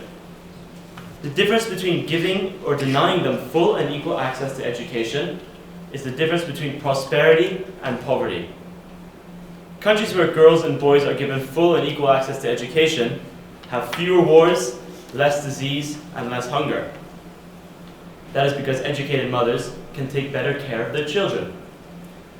So what difference does it really make? Let's look at India as an example. Less than 1 in 3 girls have received any form of secondary education. It has been calculated that if secondary school enrollment for girls increased by just 1%, the country's GDP would increase by $5.5 billion. That means that if all the girls in India went to secondary school, the country's GDP would increase by a whopping $360 billion, making it wealthier than Britain or France. So the argument for educating girls is blinding the obvious. It would literally change the world as we know it. Then why are 66 million girls still out of school in a world with so much wealth and potential? When I was 14, I spent a summer in rural Kenya helping to build a local school. That person with the glasses and the blue shirt pretending to work is me. I learned to live in a tent, shower outdoors, and go without the internet for a lot longer than I thought was humanly possible. When we visited the local school though, I noticed that there were far more boys there than girls. I learned that while boys were learning in the classroom, girls were expected to stay home to cook, clean, and get married at a ridiculous age. When I left Kenya, I told my mother about what I had seen. I told her it was unfair, that it upsets me, that the future of so many girls was going to waste. So she said, "What are you going to do about it?" So I decided to take her up on her challenge. I set up a website to raise money for those girls in rural Kenya. Within 48 hours, I had raised more than twice the amount that was my goal. By the end of the month, I had raised enough money to sponsor 60 girls through primary school. I was amazed at how quickly my small initiative had created incredible results. So I said, why stop there? If I could so easily raise funds for 60 girls in 1 month, then why not 600? Why not 6,000? Why not, over the course of my lifetime, sponsor 60,000 girls through school? Imagine if just 1,000 other people did the same. Within a generation, every single one of those 66 million girls will have received an education. So I decided to start a charity to do my share. I founded Girls Write the Future to promote equal access to education for girls and boys, and to give youth like us the opportunity to be part of the solution. My goal is to send 60,000 girls to school over my lifetime, and I invite 1,000 other youth, like you and me, to do the same. As youth, we lead the way. We will build the world of tomorrow, and just 1,000 of us could completely change the world that our children will inherit. Today, we live in an inextricably interconnected world. We cannot remain indifferent to the suffering of others. Thanks to the internet, we can help those in need from thousands of miles away. The digital world transcends boundaries, both physical and psychological. Never before has it been easier for a local initiative to go global. We have the power to make virtue go viral. In February, I launched Girls Write the Future at my school. I organized a major conference with 2 amazing speakers. One of them was Sally Armstrong, a famous Canadian journalist who has written on women's rights around the world. The other was Dr. Shirin Ebadi, who received the Nobel Peace Prize for championing human rights in her native Iran.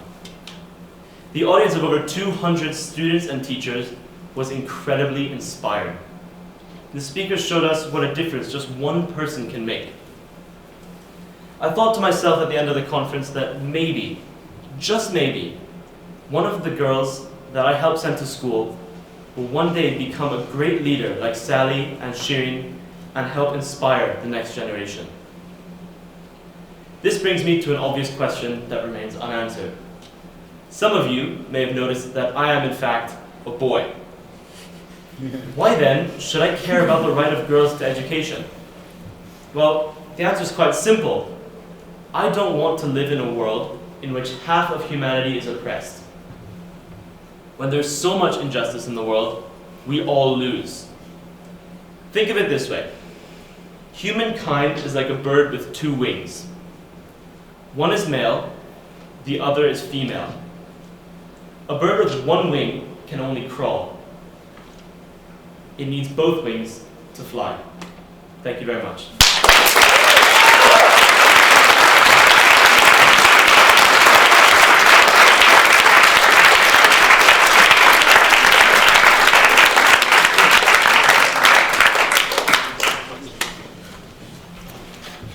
Right, amazing stuff. Wish we all have done that when we were 17. Right, so our next speaker is Dr. Emily Spires. She's a lecturer in creative features at Lancaster University. Her work currently focuses on the co-design and development of social futures, exploring how culture and creativity play a role in imagining a better future. A fun fact about Emily is that she was also a front woman in an Irish folk band and is also currently still Today she will be speaking to us about the future of literature, elaborating on the present-day struggles and the cultural disparities that it has. Let's see how Dr. Spires will inspire us. Balance for free.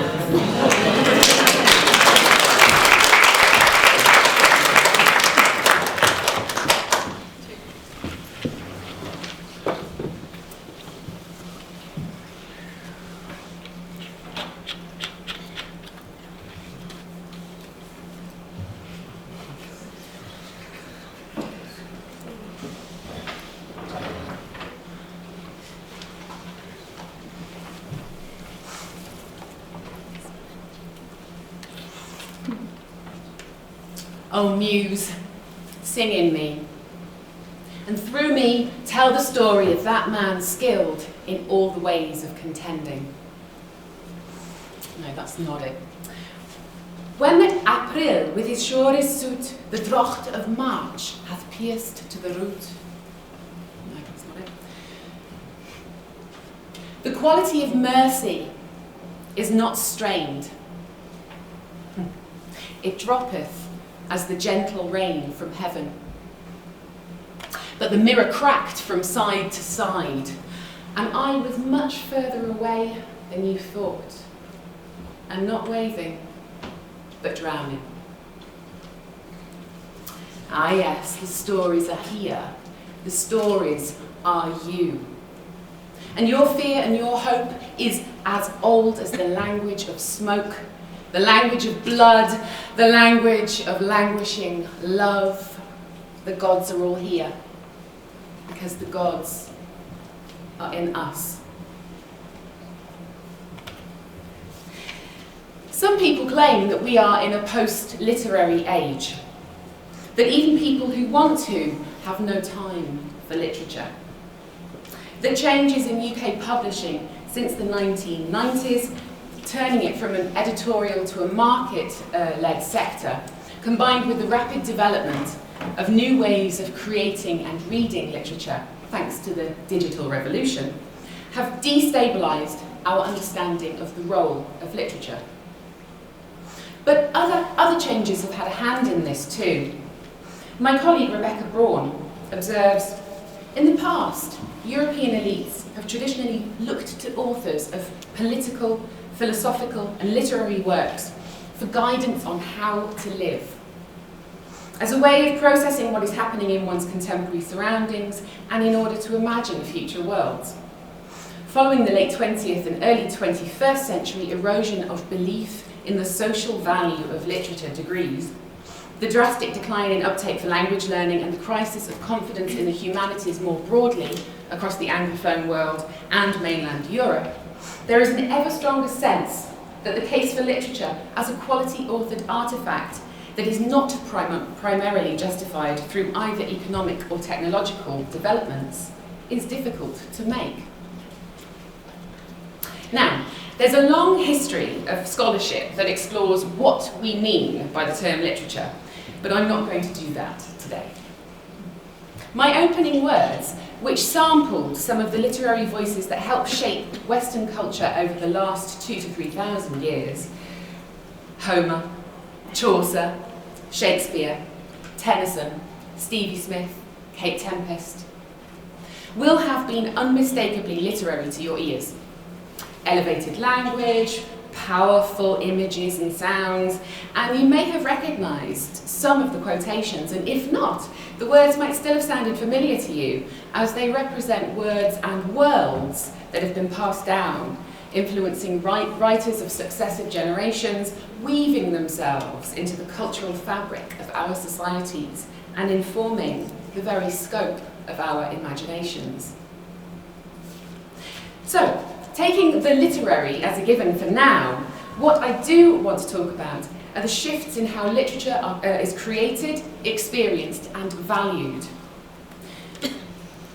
Twitter poetry, graphic novels, hypertext fiction, computer-generated novels, self-published novels, e-readers, artists' books, slam poetry. What is their creative potential for the future, and how does this potential align with other trends? To make clear the opportunities and challenges of the current moment, I'm going to present 3 scenarios that sketch 3 plausible futures of literature in the UK in the year 2050.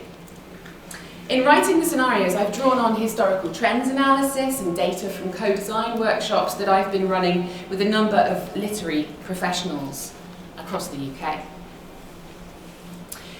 So the perception that digital technologies offer a proliferation of creative opportunities and increased access to the modes of creative production and consumption for more diverse groups of people was clearly communicated by participants in a focus group that I conducted in March 2017. So the participants, some of whom you can see here, were literary professionals and academics, all kinds of literary professionals, from writers to publishers to agents to editors. So these participants, they posited 3 major areas of change in the UK's literary sector over the last 50 years. First, changes attributed to technological innovation in relation to reading and writing practices, all linked to a sense of increased access to cultural material and more diverse creative voices, which is great. Second, shifts in the values attached to forms of literary production, including an increased interest in international and/or translated works, and increased access to live literature in the form of spoken word poetry or slam poetry circuits. Third, a shift in the makeup of creative communities. So participants perceived an increase in diverse community building opportunities for creative people facilitated by the internet. These elective communities tend to be based on a sense of shared identity, political interest, or a technical skill set, instead of necessarily language or geographical location. In general then, the perceived shifts outlined above relate to a sense of opening up, diversification, and increased interactivity in relation to the production and the consumption of literature.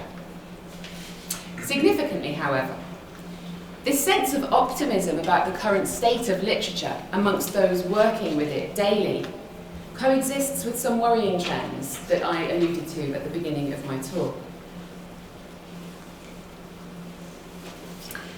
So in 2015, 4% of editorial staff in UK publishing were found to be from black and ethnic minority backgrounds, whereas 28.8% of the working population in London are from such backgrounds.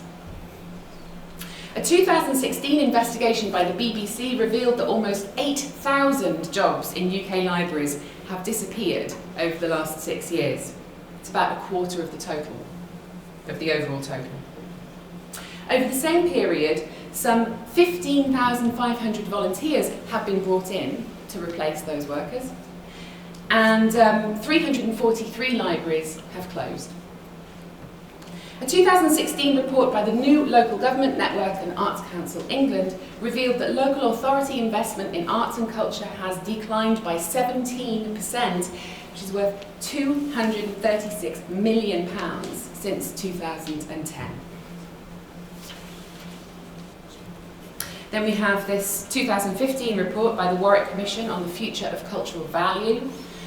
They found that the English education system was failing to provide or encourage a broad cultural and creative education for all school children, and reiterated the value of such an education. Further, as Lyle Gaines has noted, digital literacies are not yet ubiquitous. They're not everywhere. This is because technical and monetary barriers to entry still remain.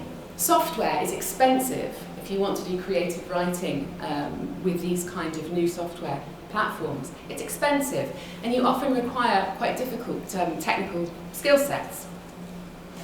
And the social media that those writers were so keen about, the social media used by them and other literary professionals, are the same ones that we all use: Facebook, Twitter, YouTube. And they do facilitate collaborative opportunities and creative expression, yet such user-generated content is simultaneously tracked, analysed and capitalised upon by those same platforms through targeted advertising. So, in the scenarios that follow, I take into consideration the optimism communicated through my ethnographic work, as well as the other structural shifts shaping the broader context. Come with me into the future. The year is 2050. Scenario 1.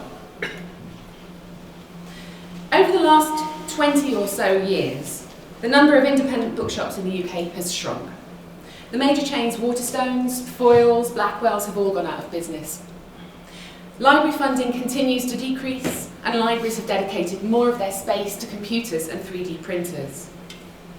With fewer books on fewer shelves across the UK, publishers are worried about how readers will discover new books and unknown authors. Writers fear that increased market segmentation will consolidate a model of niche publishing that prioritises formulaic, guaranteed bestsellers, like 50 Shades of Grey, over challenging original works. Amazon's digital platforms for literature and self-publishing, they remain strong, a very strong market force, but major publishing houses and small independent publishers in the UK have developed their own digital platforms, many of which are free to use. These platforms prioritise works in translation, new authors from underserved communities, and audio versions of oral literature from many cultures around the globe. And at the same time, YouTube poetry has reinvigorated public interest in live literature in the form of storytelling evenings, slam poetry competitions, and open mic nights.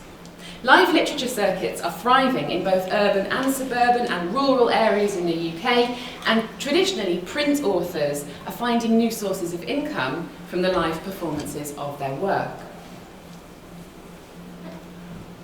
Scenario 2. Still the year 2050, just a different world. The internet has become an increasingly commoditized realm. Bloggers and vloggers invest creative energy into their texts and videos on behalf of the corporations they represent or who sponsor them.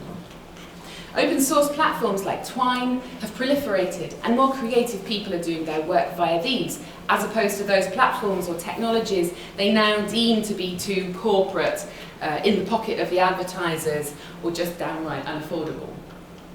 At the same time, there has been a growth in book maker groups. They're using 3D technology and traditional print methods to create books that themselves are works of art. While digital literacy is increasingly foregrounded in schools' curricula, there is less of an emphasis within the school system on reading books as sources of knowledge and enjoyment. And creative writing, it's not taught or practiced in schools anymore. And some people think that's why the book maker communities are springing up everywhere. Scenario 3. It's the year 2050. Now, when Britain voted to leave the European Union in 2016, the gross value added of the creative industries was £81.4 billion, making 5.2% of the UK economy, the whole economy. Jobs in the creative industries were growing rapidly at that time in 2016, with their whole GVA growing by 8.9%, which was twice as fast as the economy as a whole. In creative sectors like publishing, as well as music, performing and visual arts, non-European migrants made up only 3.9 and 3.1% of the workforce, respectively.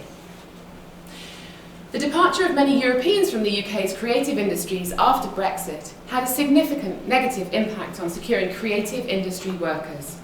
Not all of the jobs available in the UK could be filled by domestic employees. They weren't qualified. Tightened migration regulations and restricted visa routes for non-EEA workers, this is by 2050, only reduced the number of non-British workers in the UK's creative sector. And by now, there was a national focus in the UK school curricula, including how culture and literature are taught. And this had combined with the dominance of Anglophone media to severely reduce cultural exchange and cultural literacy amongst school leavers. The cessation of language learning in schools was long coming, but it happened. And the disappearance of translator development programs, these resulted from the sweeping public sector cuts of 2037. All of this, they've added to an increasingly narrow understanding of language and culture and their value in future creative sector workers, as well as amongst the general populace. Now, the objective of scenario writing is to impact on the present. In short, possible futures are already here. So we better start shaping the literary future that we want. Thank you.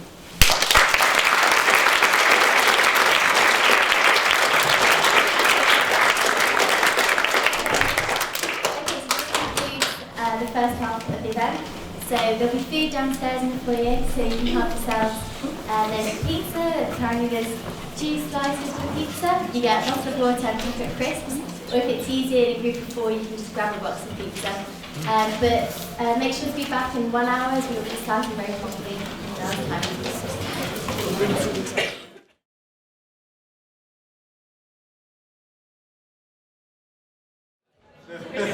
Alright, ladies and gentlemen, welcome back. Our next speaker is Simon Allen. He's a specialist in criminal law with a keen passion in mathematics. He's going to be speaking to us today about mathematical computation, where he'll uncover its past and its potential future. Please help me welcome Simon Allen.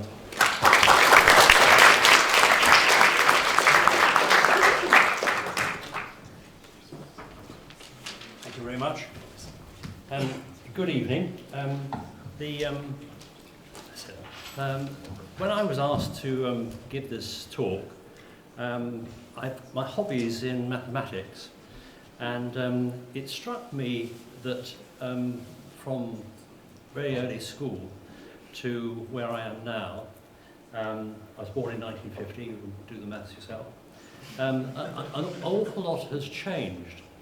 And when I was first at school, the emphasis was on doing calculation. And what the national curriculum, even now, is saying, it mentions the word calculate 10 times for key stage 4. It's a sort of key element. A lot of it can be pretty tedious and dull. And when I first started out, we used to do things with long division, possibly is still taught. And what's one of the problems that might be set for me to do was something like this.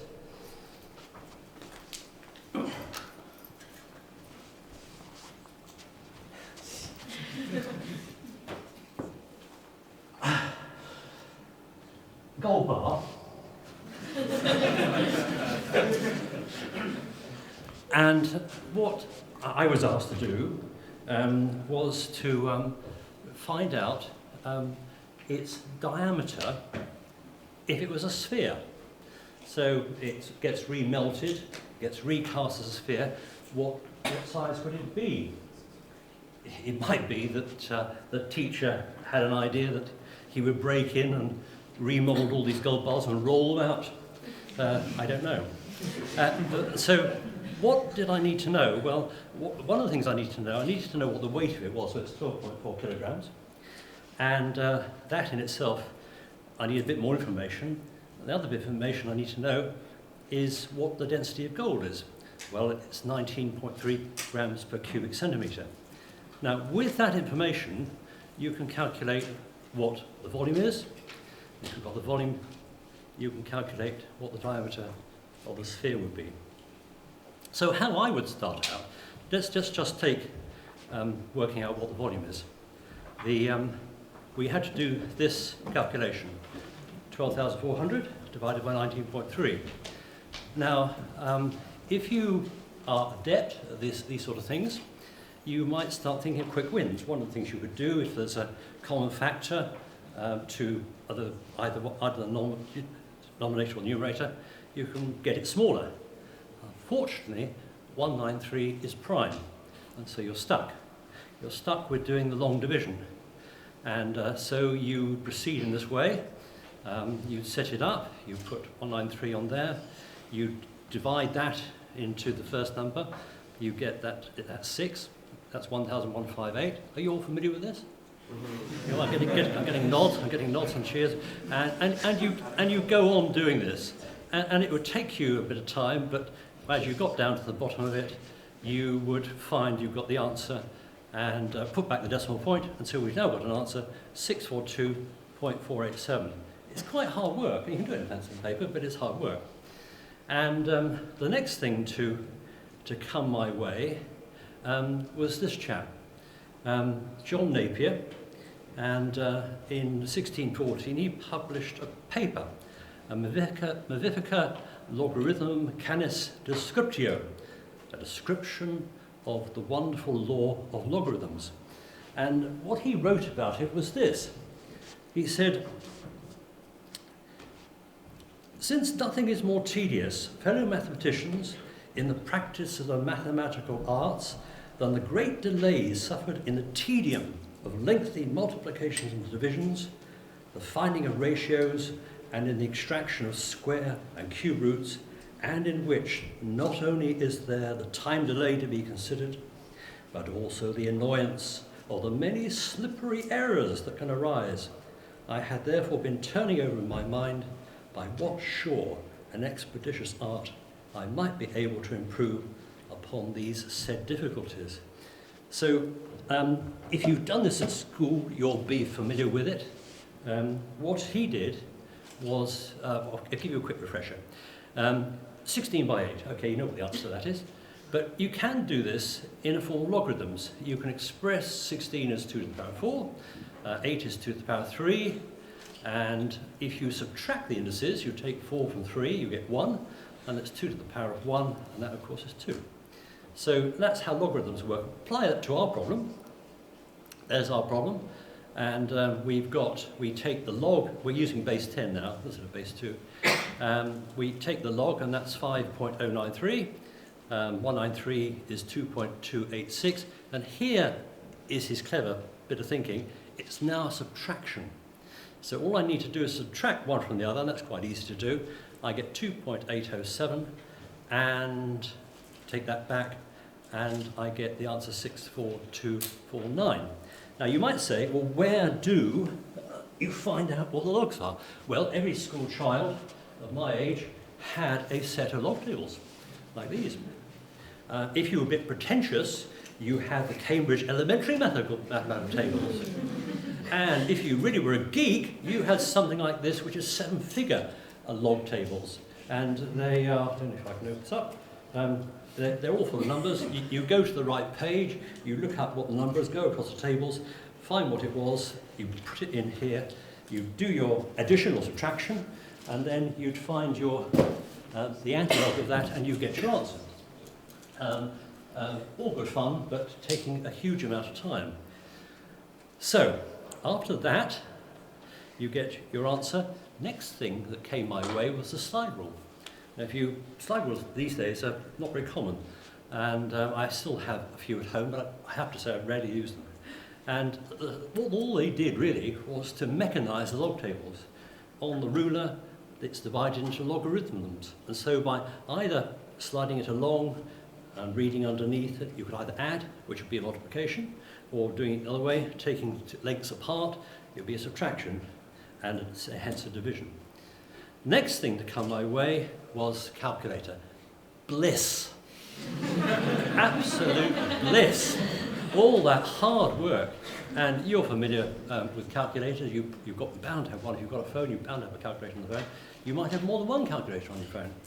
And here, all you need to do is, as you know, you key in the number 1,200, divide, hit 19.3, equals, bingo, there's the answer. And who would want to go back to doing it the hard way? Certainly. So that's the one thing that happened. Coming along also over the horizon was the spreadsheet. And here, what you could do is you could put that number in one cell in the spreadsheet, the next number underneath, and then in the box underneath it, you simply said divide box A by box B, and you get the answer. Again, a very, very simple thing to do. But then things have moved on since then. And I don't know if you've ever tried this. What if you typed that calculation, 12400, divided by 19.3 into Google, as a Google search? That sounds a bit daft, doesn't it? Has anyone tried that? Yes. You have, excellent. Well, you'll know what happens. Not only does Google return the answer, but it also gives you a calculator. You could go on calculating with that number if you wanted to do so, and it's quite impressive. But we can go a bit further. What we've done so far is we've just been looking at the volume. We haven't actually done the entire problem. So let's just sort out the rest of the problem. We know what our volume is. We know this formula. This gives us the formula of the volume of a sphere. It's the volume 4/3 of pi r cubed, where r is the radius. And if we substitute in our number, and then we do a bit of rearrangement, we get this thing. We've got the diameter is equal to 2 times the cube root of 3 times 642.407 divided by 4 pi. So we've now got the whole thing reduced to one calculation. So what could we do with that? Well, what if we typed it into this search engine? This one is called Wolfram Alpha. what have we said this? Diameter of a sphere of volume 642.5. Now, we haven't told it about formulas. All we've said is diameter of a sphere of volume 642.5. Haven't given it any other clues. What does it do with it? It brings back the answer. And you can see there that it says the result is 10.7. So not only has it understood the text, it's also recognised we're talking about spheres, it knows about spheres, and it knows what the relationship between the radius of a sphere is. And it's done the whole thing for us. Can we get any better than that? Well, what if we type this into Wolfram Alpha? Solve 4/3 pi r cubed equals 12.5 kilograms divided by 19.5 grams per cubic centimetre for r. Now note, here we've done something that you're warned about not to do at school. We've mixed up units. We've got kilograms in there and we've got grams in there. What's he going to do with that? It is going to give us the right answer. It's understood textually what we're doing, and it's this time it's done the complete calculation. Now, we've had to break it down a bit. We've had to help it a bit. We've had to explain a little bit how to do it. How far are we from doing this? 50 years, we have gone from hand calculation to computer-supported calculation.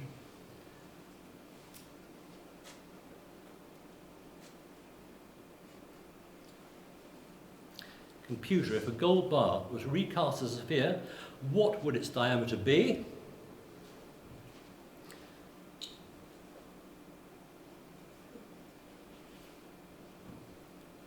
If you mean a standard gold bar, then the diameter would be 10.7 centimetres.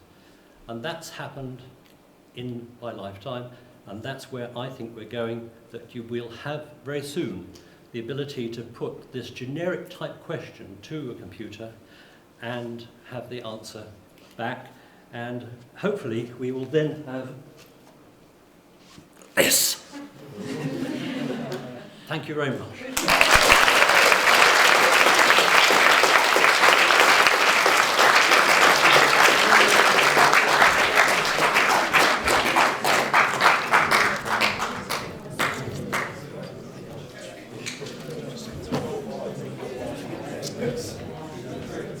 Right guys, our next speaker is a soon-to-be doctor. Harriet is a medical student here at Lancaster University.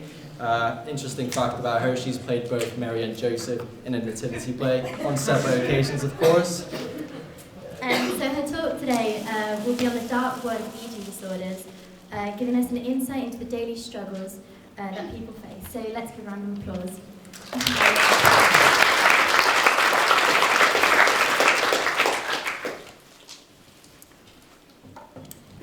I feel honoured to be here among renowned and educated speakers. I feel a bit like an insignificant being, but anyway. I'm Harriet and I'm 25 and I grew up in Belfast in Northern Ireland and now I study medicine at Lancaster University. I have anorexia nervosa and I want to use my experiences to give people a better understanding of the eating disorders and to give hope to those still suffering. So far I've spoken to newspapers, posted on social media, and created a video called Skin Deep with Fixers, a charity that helps young people create ideas. I had anorexia before anyone knew anything was wrong. I had anorexia long before I knew anything was wrong. For I too had this belief that anorexia was just about being thin. I am in recovery, and recovery means challenging myself on a daily basis and making me believe that actually I do deserve to eat like everyone else. I wrote this talk not to educate you on the etiology or management of anorexia nervosa, but to give you an insight into what it's like to live with and what the journey through recovery is like. My journey started when I was 13. I went through puberty and naturally slimmed down. I was praised for losing weight, and people were in awe of how much dedication I had and how much willpower I had. The pathological changes, however, were invisible and they were occurring in my brain long before my body would display such ill health. In order to prevent a chronic course of anorexia, it has to be caught before these changes on the body occur. And so here lies a problem.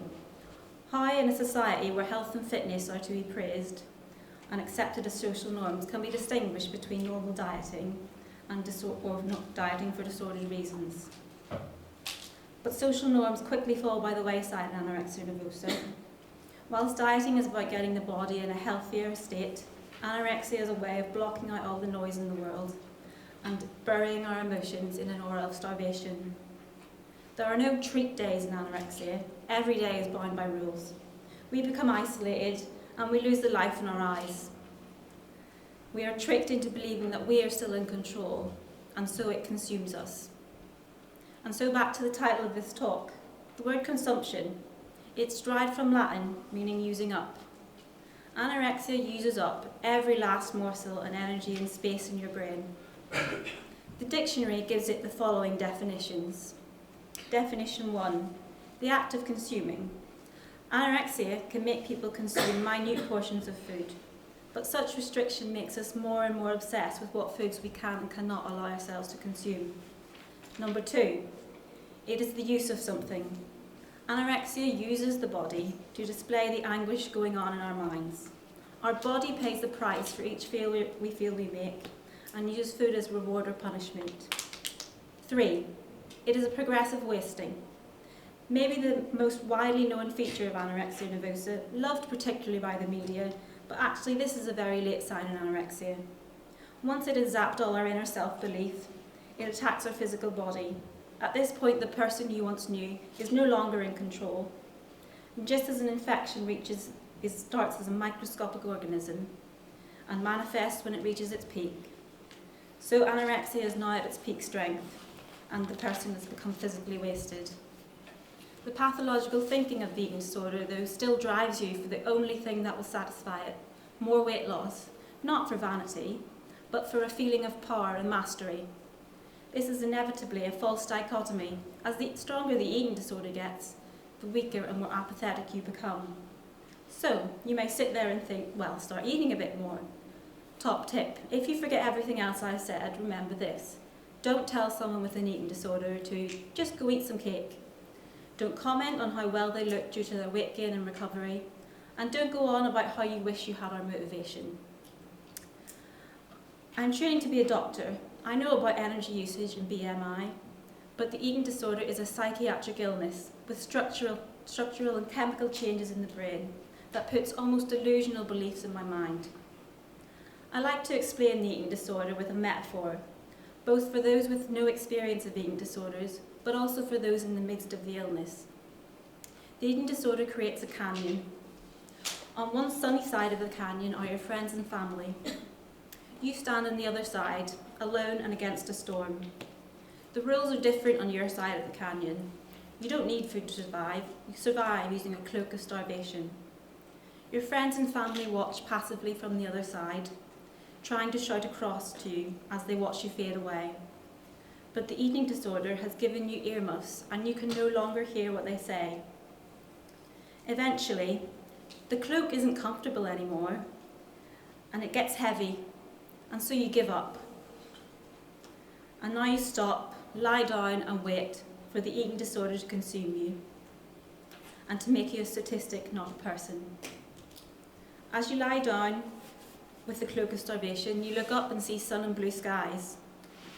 Despite now hearing your friends and family shouting across to you to get out of the storm. Your family now stop passively waiting and watching and give up much of their own life in an attempt to reach you. They pick you up, they leave the cloak behind and drag you back to their side, and in doing so, leaving your eating disorder behind. Without it on their side, you're cold and scared, vulnerable, but you're given no choice. Like it or not, you will eat and you will face the feelings of failure and disgust and despair. It feels overwhelming. You don't look back and see the storm they said was on your side. You see happiness and warmth and comfort. They've cured your body, but they've left behind your mind. And so you retreat back to the storm, and so it consumes you again. Eventually, someone new arrives and walks with you across the canyon and helps you how to learn to live without the eating disorder. You grow not only physically, but mentally with resilience and strength. You begin to take charge of your own recovery, for you see that no one else can save you. You realise life over here with everyone else is actually okay. One day you sit on the side of the canyon and look back over to your old side, and you accept that it was once a place of comfort and security. But actually, life over here is better. You feel sadness, but at least you can feel the happiness too. You walk away from the edge, turn your back towards your old side, and turn towards the life you now have. Gradually, the glances back get fewer. The memories of the journey remain. They are part of you, but now you have new goals in life. You've learnt not to let the low points consume you and to be the end, but instead, just as an epic symphony is made of highs and lows, so we need to experience these gradients to live, not just survive. Thanks.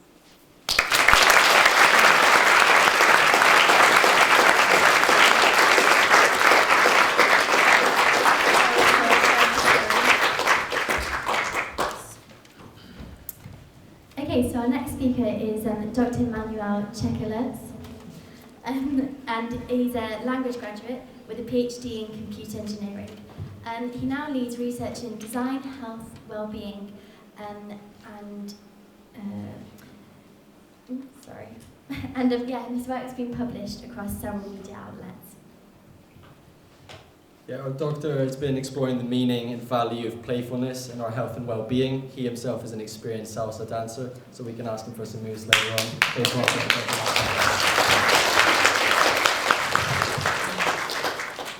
Good evening, everyone. I just realised, I missed my opportunity. I could have made an impressive entry with salsa dancer. You still can? Yeah, I still can next time. Right, I'm going to start today's presentation. I'm going to cover tonight's a topic that is usually associated with children. But in fact, we will see how play and playfulness has an even more important role to play for adults, and the possibilities and very strong input it can have in terms of helping us to promote a healthier life and healthier behaviors. Today we face what is known as a massive challenge, often referred to as a wicked problem, that of health, or to be more precise, of ill health. And what you can see from the images behind me is that in fact, the way we design our environment, in turn, designs our behaviors. Whether it is access to healthy food, or my favorite is the image on the bottom left. You can hardly see anyone taking the stairs, everyone's taking the easy option. So as designers, we have a social responsibility to design for good. So how we do that? Well, before talking about playfulness, I would like to introduce the work of Johann Huizinga, a Dutch historian who actually wrote a book called Homo Ludens, and he explored in different cultures how people experience play. And what was fascinating about this work is that although we may speak different languages, we may come from different cultures, more or less we all experience play in the same way. And within his book, there is an interesting definition about what play is. And two important things in there are in the first sentence, which is all about, play is a free and meaningful activity that is carried out for its own sake. So it's something that is up to us to engage and provides pleasure. When it comes to playfulness, of course you can find a lot of academic definitions, and if you go to the dictionary you can find a lot more, but to me play is exactly the contrast that those two images project. Is really about the power of transforming mundane, daily, boring activities we all do into experiences and activities we all want to engage, that invite us, that encourage us, that motivate us, because they're fun and we just want to do them. But unfortunately, what happens is that although as children, the way we understand and explore the world around us is through play and being playful, where it is creating make-believe worlds, or playing with our favorite pets, or engaging in play with colleagues, friends, mates. The moment we reach adulthood, playfulness is a taboo. And we don't stop being playful, but actually we don't permit ourselves to be playful. Look at this person. What's wrong with him? Why is he playful? Grow up. But in fact, I really like this quote by Stanley Hall, is, we don't stop playing because we grow old, but we grow old because we stop playing. So I'm going to repeat that again. We don't stop playing because we grow old. We grow old because we stop playing. And fortunately, there's a wealth of research that is actually emerging nowadays about the role of playfulness into healthy aging, and more specifically, contributing into stimulating higher cognitive functions that can tap into well-being, help us cope with stress. Also, it actively promotes a more active way of living through physical exercise. In fact, the two images you see there, the one on the left, believe it or not, it looks like a swings in a park, but in fact this is a bus stop in Toronto. And one on the right is a bench in the center of the city. And in fact, for it to work, two people sitting on opposite sides, they need to move their feet to start swinging around. And playfulness, luckily, has been recognized in the field of design. And people are starting mapping these playful experiences that you find in games and so on into other non-playful contexts. Take the workplace, for instance. There is a lot of work, and there is also examples, especially of big companies, where they're conversing both the management, but also specifically. Now we're going to look at some wonderful examples of where playfulness can be applied in health. There's a lot of examples to choose from. I think tonight is the Song Eurovision contest. So in the spirit of that, why don't we take a bit of a journey in a few European countries. Are you ready? Yeah! Great! So, our first journey is going to take us to the town of Eindhoven in Netherlands.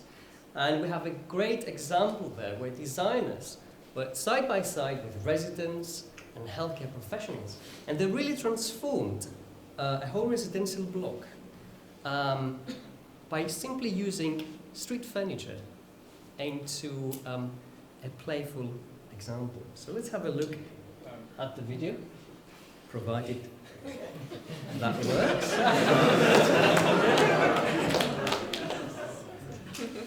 No? Shoot.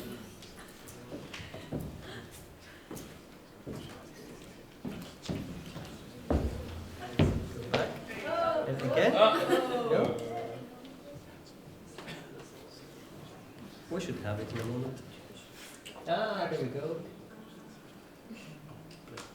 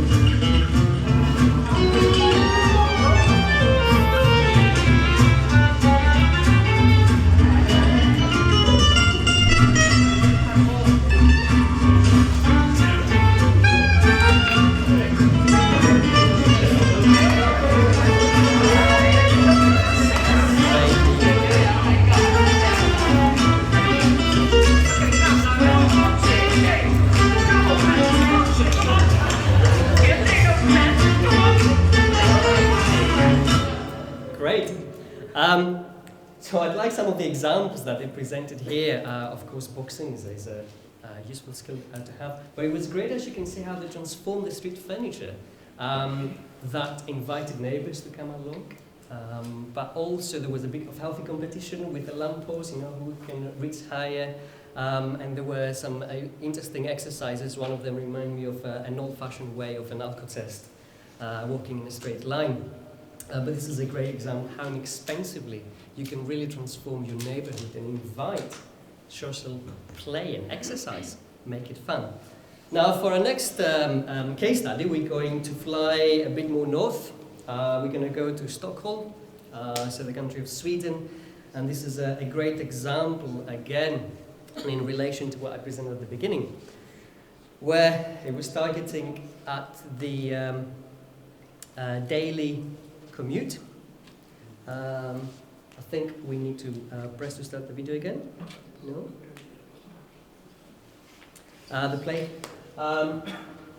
So, in the Monday morning commute, basically, if we can have some sound.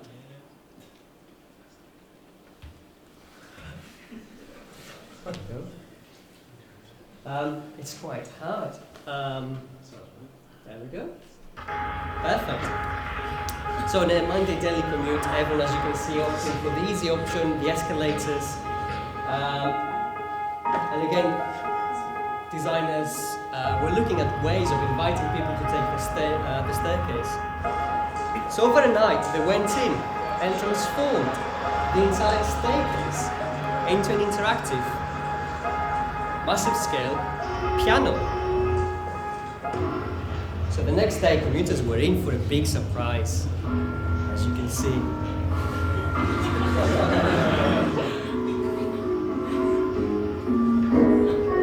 Some had a lot of fun, scaring other people. Others were very musical. Of course, pets were invited. And people of all ages could enjoy in a healthy exercise and generate beautiful music. And this is the important part, that in fact it showed that it made a difference without telling people, it simply invited them. And people actually used a more healthy alternative simply because it was something that was enjoyable. For our next case study, we're going to move away from physical activity and we're going to cross the Atlantic, go all the way to California, sunny California. And we're going to look at a different project that looked at how can we motivate people to drink a bit more water and how we can make it a bit more fun. Come on. And again, I'll need some help with playing the video. Refreshing, isn't it? Kudos on the water. Exactly. Let's touch the water. A talking fountain. It completes a circuit and triggers pre-recorded audio. And every time your lips move away from the water, audio immediately stops. Can I ask you a personal question? Are you a sipper or a gulper? Anyway, keep drinking up. Water can boost your mood. When you touch it, touch it. Hello? Look up, look right, look left. And look down. The fountain's talking to you. It's amazing the reaction and the word of mouth advertising that went, again, engaging people into a healthy behavior without even realizing. Because simply it was made enjoyable and it was integrated into daily life and our own living environment. So really as a takeaways from the presentation today, I would say that playfulness has a massive role in this area. First of all, it invites people, and this is central. It doesn't tell you what to do or not to do. It simply encourages you. It's up to you whether you accept it or not. And basically it helps design out some of the barriers that make healthy activities more fun to do. And very importantly, it applies to all age groups. In fact, some of our own research we've done at Imagination showed that playfulness is ageless. In fact, the older you are, the more likely you're to enjoy in play and really have fun. Secondly, it creates this magic circle. If it is designed well, that can transform any daily activity into fun one. So this means it's something we can integrate into our daily routine. So this is quite critical. and in the environment we currently have. And very importantly, it can create a social inclusion, something we tend to lose today. It can bring people together from different backgrounds, from different age groups. And thirdly, but also very importantly, it's something, and technology has a big role to play in that can be very inexpensively designed and built and integrated into the built environment, as you've seen from just a handful of examples presented. And thankfully, nowadays, there's a lot of research into that area, along with some of the research we do at Imagination. And we envisage that in the not-too-distant future, we'll be able to embed playfulness into the fabrics of everyday life that can help with promoting healthier options, healthier alternatives. And I'd like to leave you by saying that playfulness is one of the greatest gifts of mankind. And so if in our daily quest or in our daily struggle to get healthier, playfulness can give us a little nudge, a little incentive that enables us to do so in a fun and enjoyable way, then so be it. Thank you very much.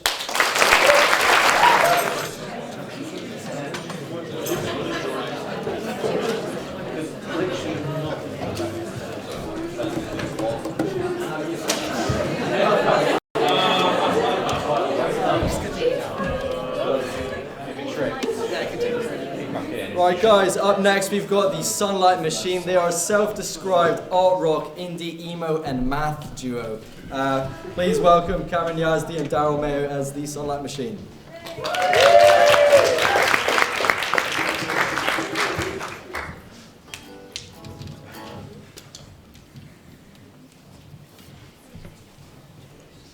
Thank you. Good evening. Let's not have any more shenanigans. We are the Sunlight Machine. This song is a new one for us called Vincent Might Get It.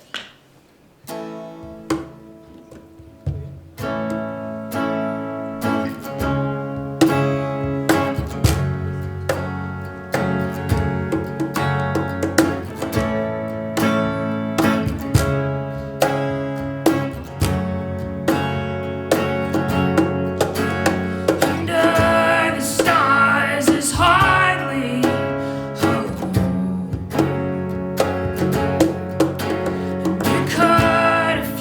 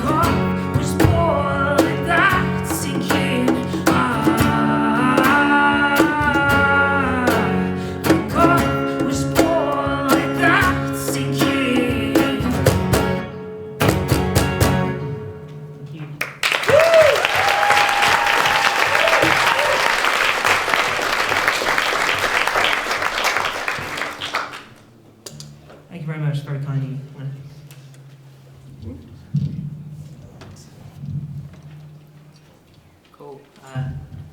While we're here, it's a bit of a surprise. Let's have a big round of applause and a thank you for our wonderful hosts and the guys that have put on this event that worked really, really hard. So, thank you.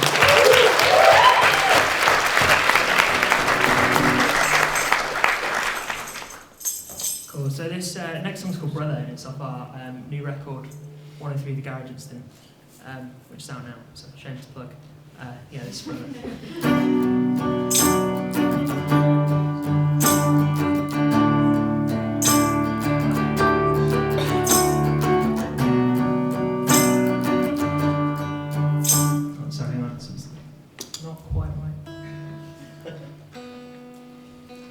We were thrust on by surprise. So. Okay, cool. This is Brother.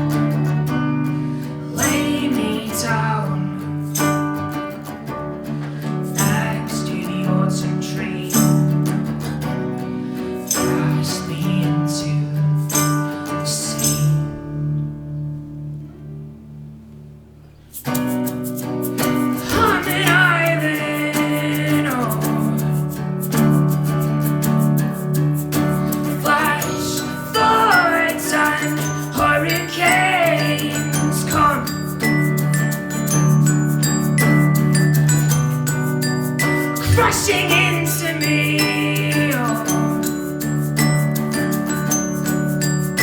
I held you in my hands and hoped for a heartbeat.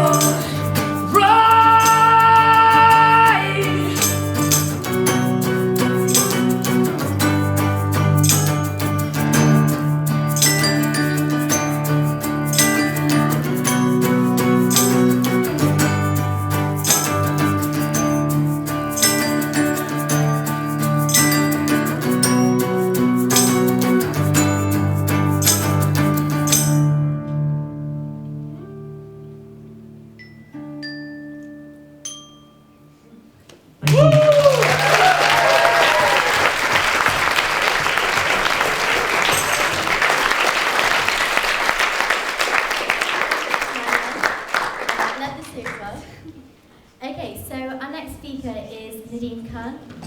He's a Lancaster alumni and is the founder and CEO of The Entrepreneur, which is a management development consultancy. Nadeem will share with us his experience with reflective practice and how it can help unlock your potential and become the best at what you do. So let's give a round of applause.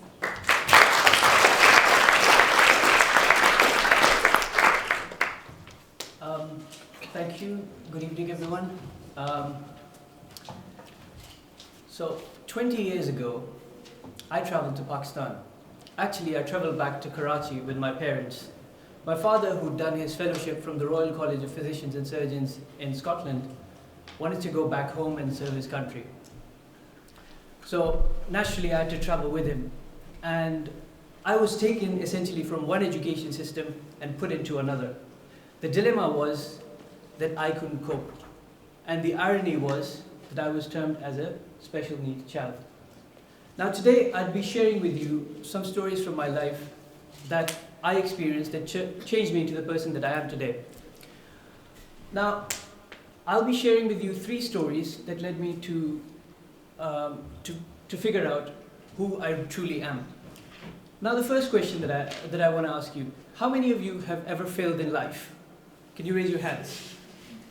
How many of you have ever recorded such events? Not many. How many of you have actually learned anything from those events? My guess is not many. Now, well, for me as an individual, I've failed many times. One, when I went to get admission in schools, when I went back to Pakistan.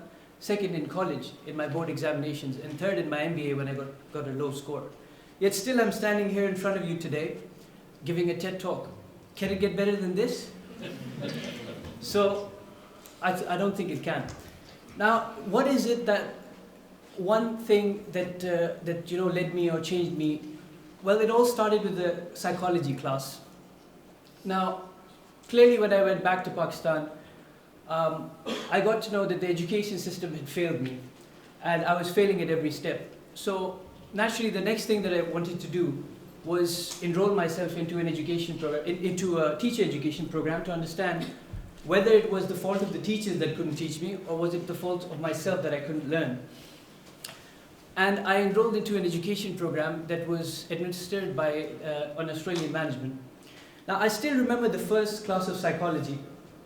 Our teacher, Anne, came running into the class, the first class, and she brought with her a treasure box. In the treasure box she said, was something really unique.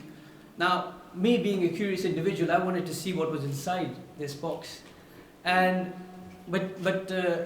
jumped out of my chair, but she said, Nadeem, wait, hold on, and I want you to sit down, and I want each student to come one by one and to see what's inside this box. So she opened up the box and she put it on the side. Can anyone guess what was inside the box? Some people say it might be gold, it might be silver, it might be some sort of, stone that was really precious. But inside, when I went there, when I looked inside, there was a mirror. It was an image. It was showing the image of myself. That was no ordinary mirror. It was showing the image of myself. Now, my second question here: how many of you guys go to the gym? How many of you guys track record of your progress? How many of you guys actually track record, put it down on a piece of paper? Not many. Now, the reason why I'm asking you is tracking not on the mobile phones, but on a piece of paper. Now, I've seen whenever I open up my cell phone, I usually go into a social media app and see the development of other people rather than seeing my own development. That's why I'm saying that put it on a piece of paper. Now, coming back and reflecting on my MBA class, when I used to teach people when I used to lecture at university, I had the opportunity to meet CEOs and ask them curious questions about what is it that leads to their success? What is that one factor? Now, CEOs came up with different answers. They said persistency, diligence, teamwork, leadership, collaboration. There are many things that they said, but right now I'm 100% sure that not any of these things can help you, or neither that they can help me to succeed as far as they've went. Why? Because it's one thing that we're missing. They didn't want to run after success, they ran after excellence. Now, what is it that one thing that took them towards this excellence? Was it, what kind of thing was it? Was it a device? Was it some sort of thing that they do? Was it yoga? What was this? Now, I asked this, I observed, and this one thing was actually just a diary. Now, I have myself bought one just to show you. Now, what was inside this diary was something that was important. Inside this diary was their reflections. Now, what do we mean by reflection? When we think about reflection, we imagine a mirror image of ourselves. Now, this mirror image sees us as a physical nature of ourselves. But reflection goes deeper. Reflection goes deeper into the soul. It looks into yourself. And it basically, when you reflect, you match your soul to the world. That's what reflection is there for. One of the professors here, who's known as Michael Reynolds, he tells us reflection is basically is a process in which you think about your ongoing processes. You think about your ongoing processes, and and you relate them to your future. That's what reflection relates to. Now, when we talk about reflection, what else comes to our mind is how we link that reflection to our future. Now, the other thing that I wanted to share was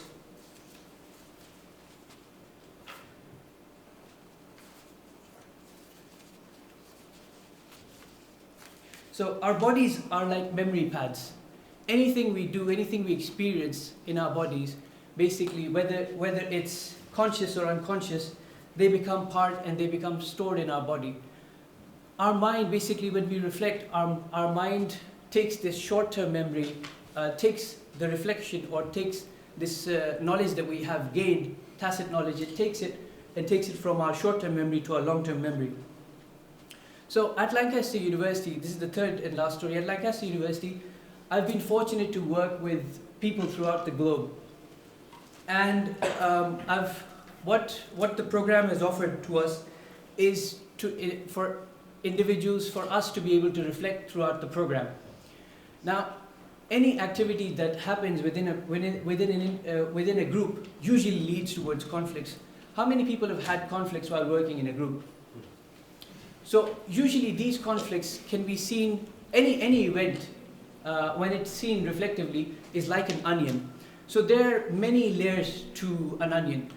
The first layer could be as you've seen it, right? So my perception of what that, my perception of what that thing would be or what that event entails. The second is how that's been perceived by my team members. And the third are what are the factors that lead for that event to take place. So reflection basically helps us uncover all of these factors and gradually enables us to become a better individual over time. Now, today, reflection is highlighted as a key element in major programs such as learning activities, group conferences, and outdoor major programs, and action learning. Now, my idea for today is for us to start using such approaches to link with our actions and experiences, rather than just taking the theory and ideas and using them in unforeseen experiences. So in practice, when we talk about reflection, what do we talk about?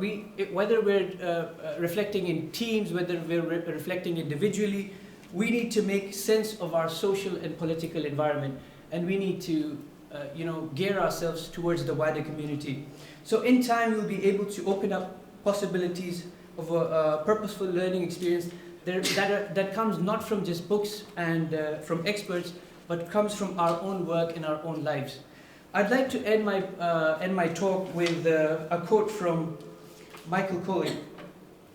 Every day offers you an opportunity to grow, to become more whole, to move closer to the ultimate you, the best version of you, the one who flies and soars, the happier you. You are stronger than your moods or emotions because you are a human being. You're curious, conscious, beautiful, resilient, and brilliant. You are made to grow. Add a feather to your wing every day and soar. Thank you.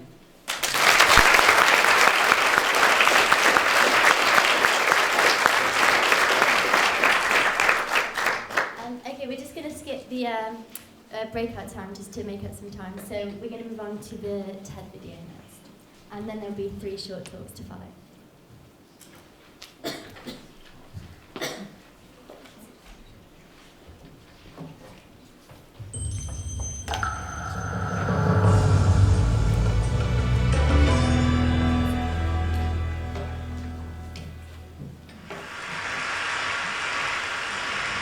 So ladies and gentlemen, at TED we talk a lot about leadership and how to make a movement.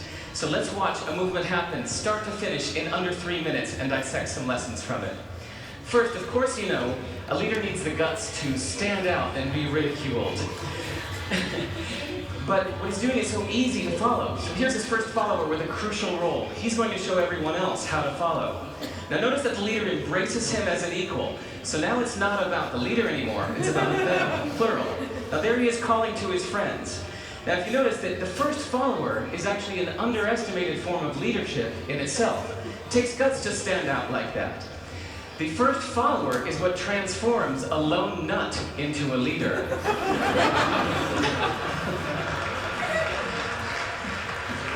And here comes a second follower. Now it's not a lone nut, it's not 2 nuts, 3 is a crowd, and the crowd is news. So a movement must be public. It's important to show not just the leader, but the followers, because you find that new followers emulate the followers, not the leader. Now here come 2 more people, and immediately after, 3 more people. Now we've got momentum. This is the tipping point. Now we've got a movement. So, notice that as more people join in, it's less risky. So those that were sitting on the fence before now have no reason not to. They won't stand out, they won't be ridiculed, but they will be part of the in crowd if they hurry. So, over the next minute, you'll see all of the those that prefer to stick with the crowd, because eventually they would be ridiculed for not joining in. And that's how you make a movement. But let's recap some lessons from this. So first, if you are the type, like the shirtless dancing guy, that is standing alone, remember the importance of nurturing your first few followers as equals. So it's clearly about the movement, not you. Okay, but we might have missed the real lesson here. The biggest lesson, if you noticed, did you catch it? Is that leadership is over-glorified. That yes, it was the shirtless guy who was first, and he'll get all the credit, but it was really the first follower that transformed the lone nut into a leader. So as we're told that we should all be leaders, that would be really ineffective. If you really care about starting a movement, have the courage to follow and show others how to follow. And when you find a lone nut doing something great, have the guts to be the first one to stand up and join in. And what a perfect place to do that at TED. Thanks.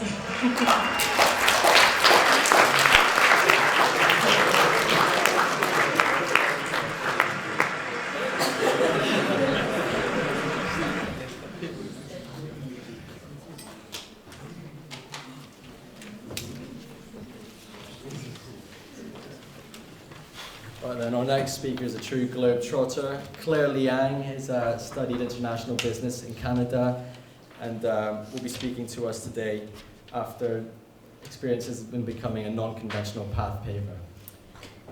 So today Claire will be elaborating on the value of innovative technology for university students using the example of Foodie, which is a non-profit business that she founded, which redistributes surplus food with the aim of reducing waste and hunger.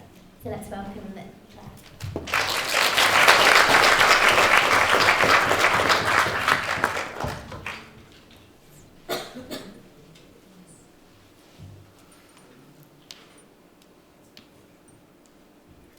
At the back of a grocery store, a man was standing in the dark, with his messy beard and hair whizzing in the wind. He reached out his hand, but the grocery staff turned away from him. A noise appeared, like an excited cat unwrapping his birthday presents. The garbage bin rocked back and forth.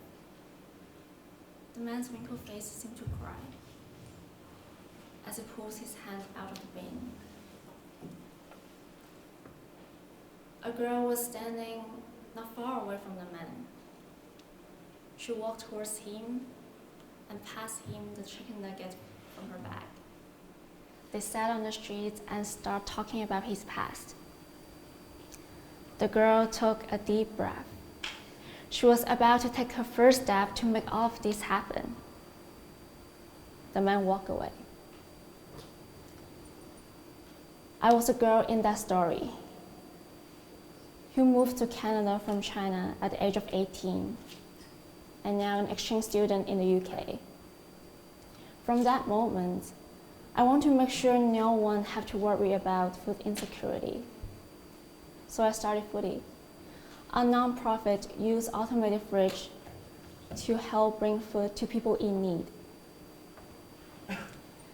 If you look around and imagine 1 in 9 people sitting around you are in hunger. Now perhaps you should buy them some snacks. But that's the reality outside. And it's not about we don't have enough food. This is how much food all the hungry people need to survive. And this is how much we waste every day. Among those we waste, 80% is perfectly edible. So why is this happening? Do we just have no compassion and would rather throw away food than give it to others?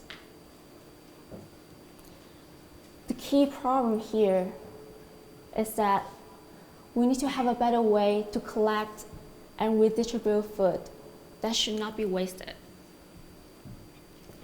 Traditionally, food are transported at least 3 times before reaching to people in need. Community fridge emerged recently. It allows people to share directly, but it lacks support to sustain, let alone scaling up. That's why we want to build a smart fridge, to use technology to automate the distribution process. So the fridge can register users with their faces, inspect food, and analyze the food data. We also try to build a sustainable model by bringing different parties together to work on a social problem. We do not want to deplete resources, but instead we want to share them. We try to work with government to put fridge on the street. And corporation can sponsor ads on the fridge to support our social cause. People are encouraged to save food through our reward system. Foodie was started last November with a ground raw of 3 people. And none of us know how to run a nonprofit. But today, we are grateful to have over 100 volunteers and partners. We launched our crowdfunding campaign to build our first smart fridge and plan to bring it offline in 2018. And 70% of the team are students. I still feel sorry about the man I didn't help that night. But I'm also grateful for the feeling of regret. If I were able to buy him a meal that night, I might feel good about helping 1 person and forget it the next day. I will never spend months researching the problems and trying to think of new solutions. People say, don't wait to make a difference. But what I learned is that don't rush to the first solutions that come to your mind. We need to think of a way that not just help 1 person, but 100,000 and millions of people. We want to help millions of hungry people, not by buying them millions of meals, but by building a sustainable way of sharing. If our education, economy, and environment needs sustainability, so does charity. Here, I would like to invite you to join this special movement against hunger. I can promise you it's not easy. It's never easy to make something easy. But we believe with you, we can make this happen. before more people have to walk away sadly. And I would like to leave you with this. When you make a change, don't buy a mill, build a fridge. Thank you.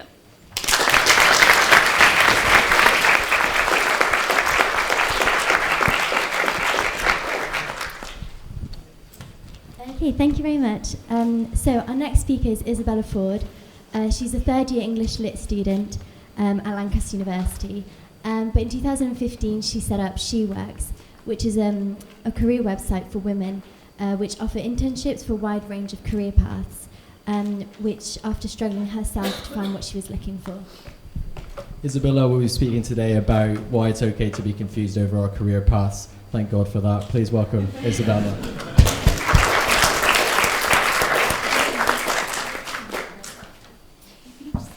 Okay. Hi. Can you hear me? It's all right? Okay. So as some of you are now aware, I run my own website that is aimed at women either at the beginning of their career path or somewhere along the way and possibly looking for a change. So She Works features interviews with women in a variety of different professions about how they got to where they are and what advice they'd like to pass on. I'm here to talk to you this evening about the most important thing I've learnt since starting this project. But first of all, let's go back. When I got to my second year of university, I started to panic. I remember opening my laptop, going to search for internships, really pleased with myself that I had taken the initiative to search for internships, and immediately stopping. What on earth was I going to search for? What did I even want to do? And then I panicked. School and university lead us to believe that the decisions we make right now have much more gravity than they actually do and chain us to a particular path.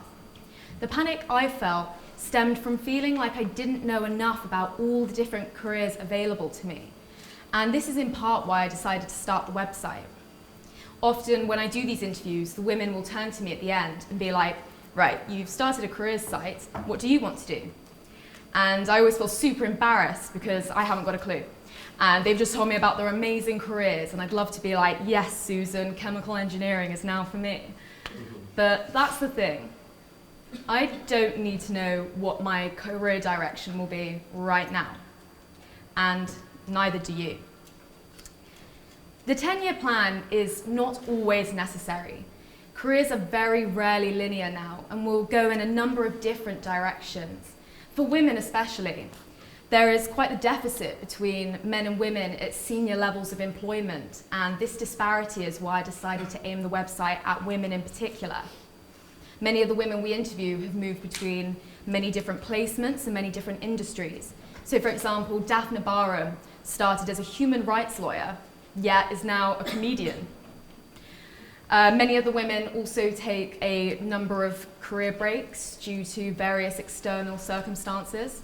So the first interview we ever did was with Dawn Bonfield, a materials engineer who took a brief break when she had her children, yet she felt she wasn't being taken as seriously and not being put on as many complex projects when she came back to the workplace.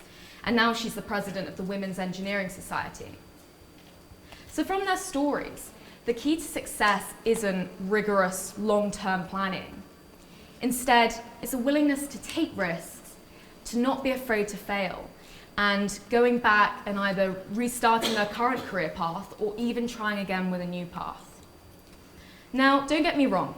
If you have a clear view on what you want to do, then that's okay too. But if you find that a couple of months or years down the line, it's not the rewarding, satisfying job that you'd expected, it's okay to think again. Priorities change all the time, and a career is not an outcome for its own sake, but rather something that you should feel good about doing and enjoy doing as well. So, we are not cemented to a single career path straight after university. Whilst there are specific skills that of course can be taught and developed in very specific work placements, the most important things are the core skills which actually you can be taught in any sort of work experience.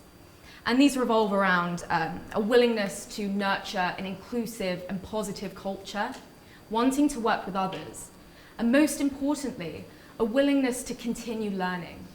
I think that it's very easy to leave university and to think, oh my God, I'm so done with education, that's it. But if you want to have a successful career, you're going to have to continue studying, just in a, oh my God, it's happened to me and I'm so worried about this. You're going to have to, if you want a successful career, you're going to have to continue studying, just in a different way. So one interview we had was with Geeta Sidhu Rob, who started as a lawyer, yet her son fell very ill and she found that she had to spend a number of days and nights in the hospital with him, and she was unable to work. I think shortly after she got a divorce from her husband, and this left her with no home and no money. So she decided to pick up some consultancy work, eventually saving up enough to rent her own place.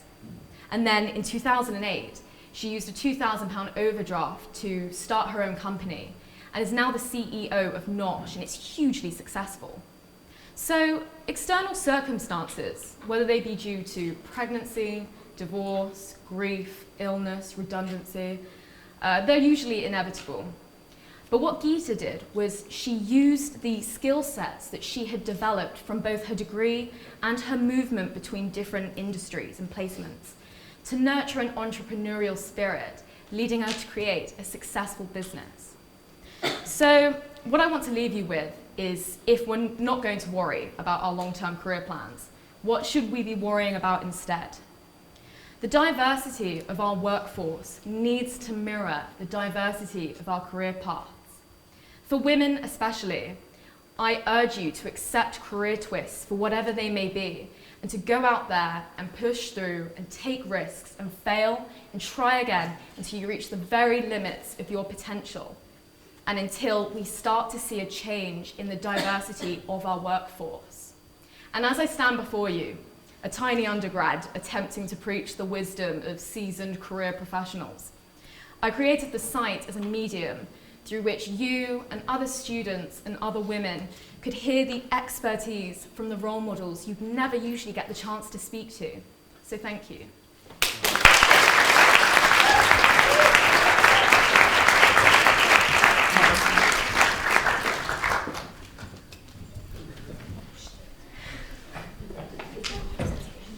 Right, before the very end, we would just like to thank the whole TEDx team for making this possible. We'd also obviously like to thank you guys for coming down. It's been a huge, huge effort by a lot of people. Unfortunately, we have had technical difficulties, but there's certain things you just can't avoid. We would like to thank our sponsors, Lusu, Visions Live, Aldi, as well as LA1 TV for making the streaming possible. I'd also like to thank my beautiful co-host, Lydia Ratzer, and no. Okay, and finally we'd like to introduce Mark Rivers, our final speaker this evening. Mark has over 20 years experience in the pharmaceutical industry and is also an active member of the Baha'i faith. So Mark today will share with us his lessons that he learned from his grandfather's life. So let's give him a round of applause.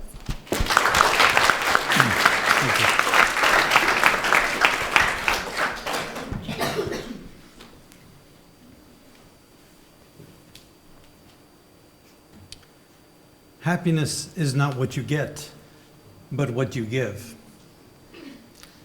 That's a lesson that can take a lifetime to learn. Today I'd like to tell you the story about my grandfather and how he would come to learn this lesson.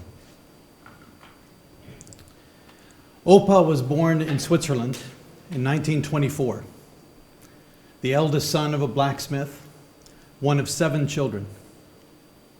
He was born in the Depression, so times were tough, money was hard to come by. And on top of it, Opa was born a sickly child. In fact, at one point as an infant, he was so sick that his family was worried he wouldn't make it. They even had last rites administered to him. But he would pull through, as he would throughout his life. Complications also required multiple surgeries on his nose, and this was something that the kids would tease him about, so he was also bullied. Opa was 15 when World War II started. His father was called away to serve in the Swiss military.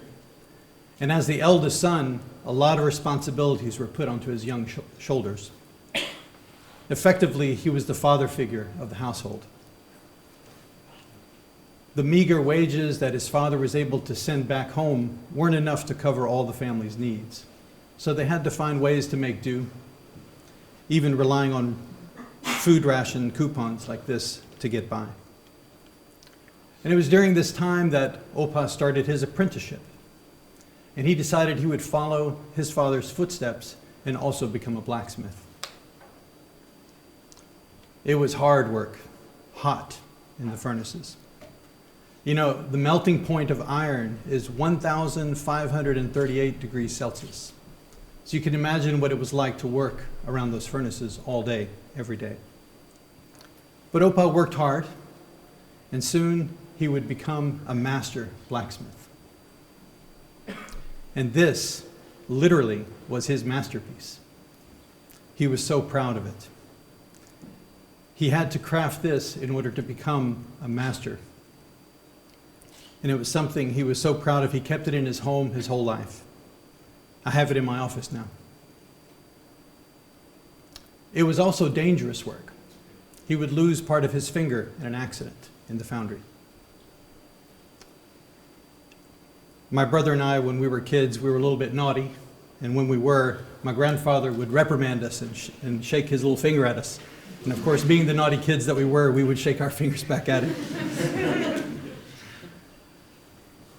Yeah, it was a visible scar from the forge to match the invisible scars from the forge of life. But there were also happy moments. He would meet a warm and caring woman, my grandmother. They would marry and start a family, and pretty soon they had 4 children. That's my mother, the little girl with the black hair and the black sweater on the couch. But money was still tight. And it was around this time that Opa, together with his brothers and his father, decided they would try to break out of their economic troubles and go out on their own. And they decided they would start their own foundry. They put everything they could into it. And they tried hard, but it failed. This put even more pressure on the family.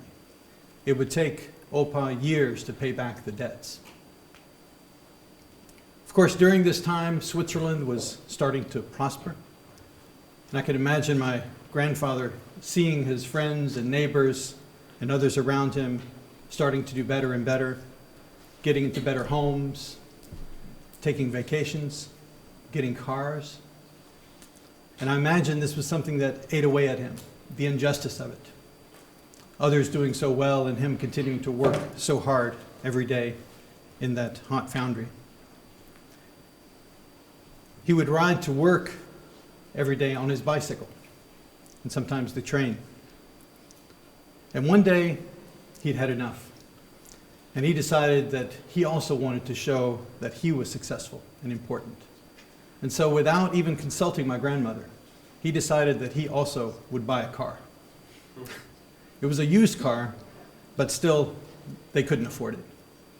And I think it was some sign from above, because as he was driving the car home on that first day, it broke down on him and he had to take it to the repair shop, which cost even more money and put even more pressure on the family. My grandmother had to work at nights, cleaning offices to try to get extra money to make ends meet. My mother tells me that on some months things would get so tight towards the end of the month as the money ran out that they would have to go to a nearby farmer's orchard and collect apples on the ground so there would be food the next day. There were tough times, and the anger and frustration and bitterness sometimes would boil over. In fact, to be honest, as a child, as I remember Opa, we were scared of him. His loud, deep voice, and when he got angry, it was frightening. And eventually, this would lead to Opa's low point. His marriage failed. Rage, blame, embarrassment, and shame, and bitterness so much bitterness.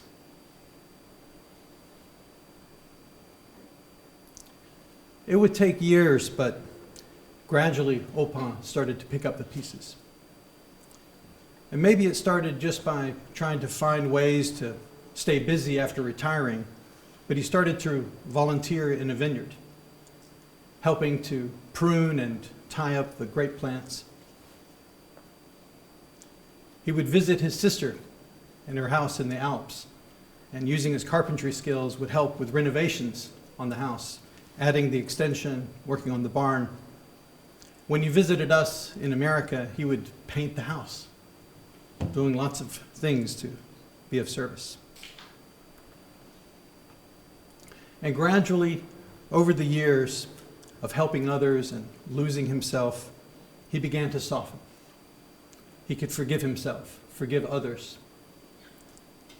Some fences could be mended, others not. He started to relish his role as grandfather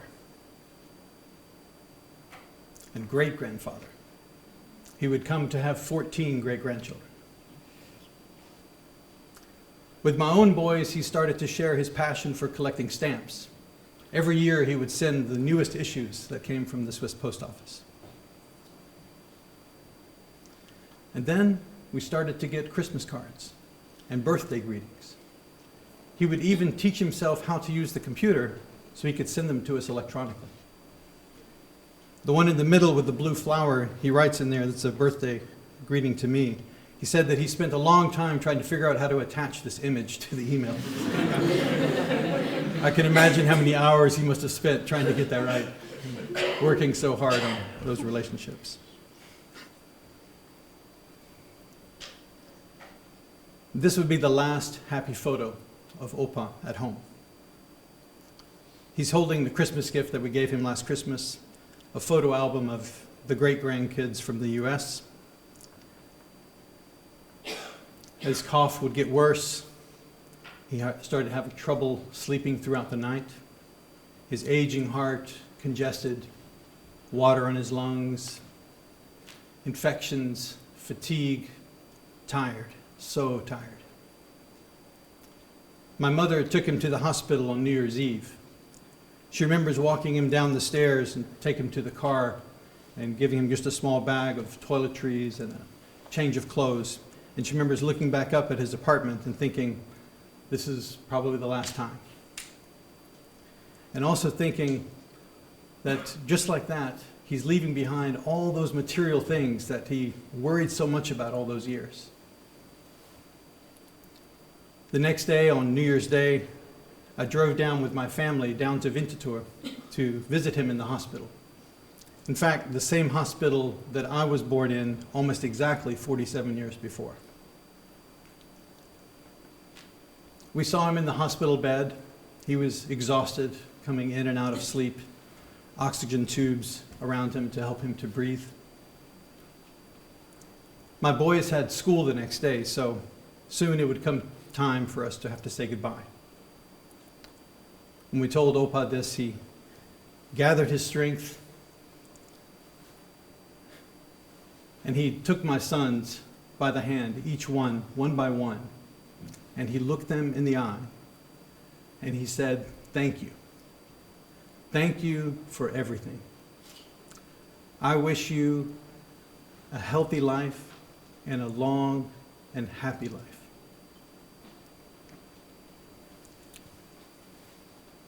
In that emotional moment, I was astounded to see this man who had lived 92 years, forged by so much pain and hardship, and emerge from that sadness and bitterness feeling only gratitude at the end.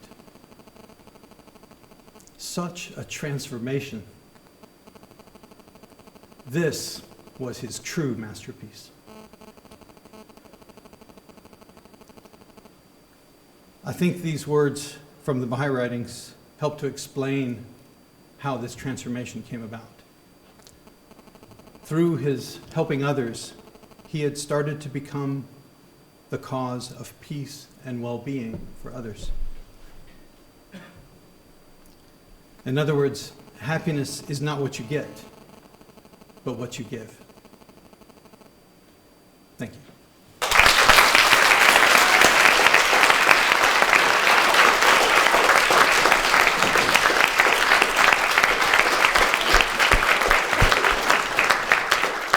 Ladies and gentlemen, if we could please just have once more a round of applause for our fantastic speakers this evening.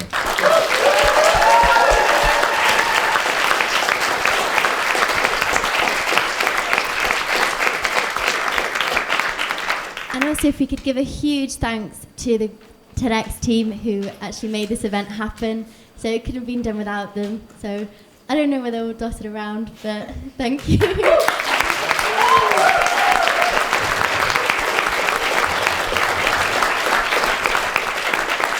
And finally, we hope that you've all received ideas worth spreading. Cheers, guys.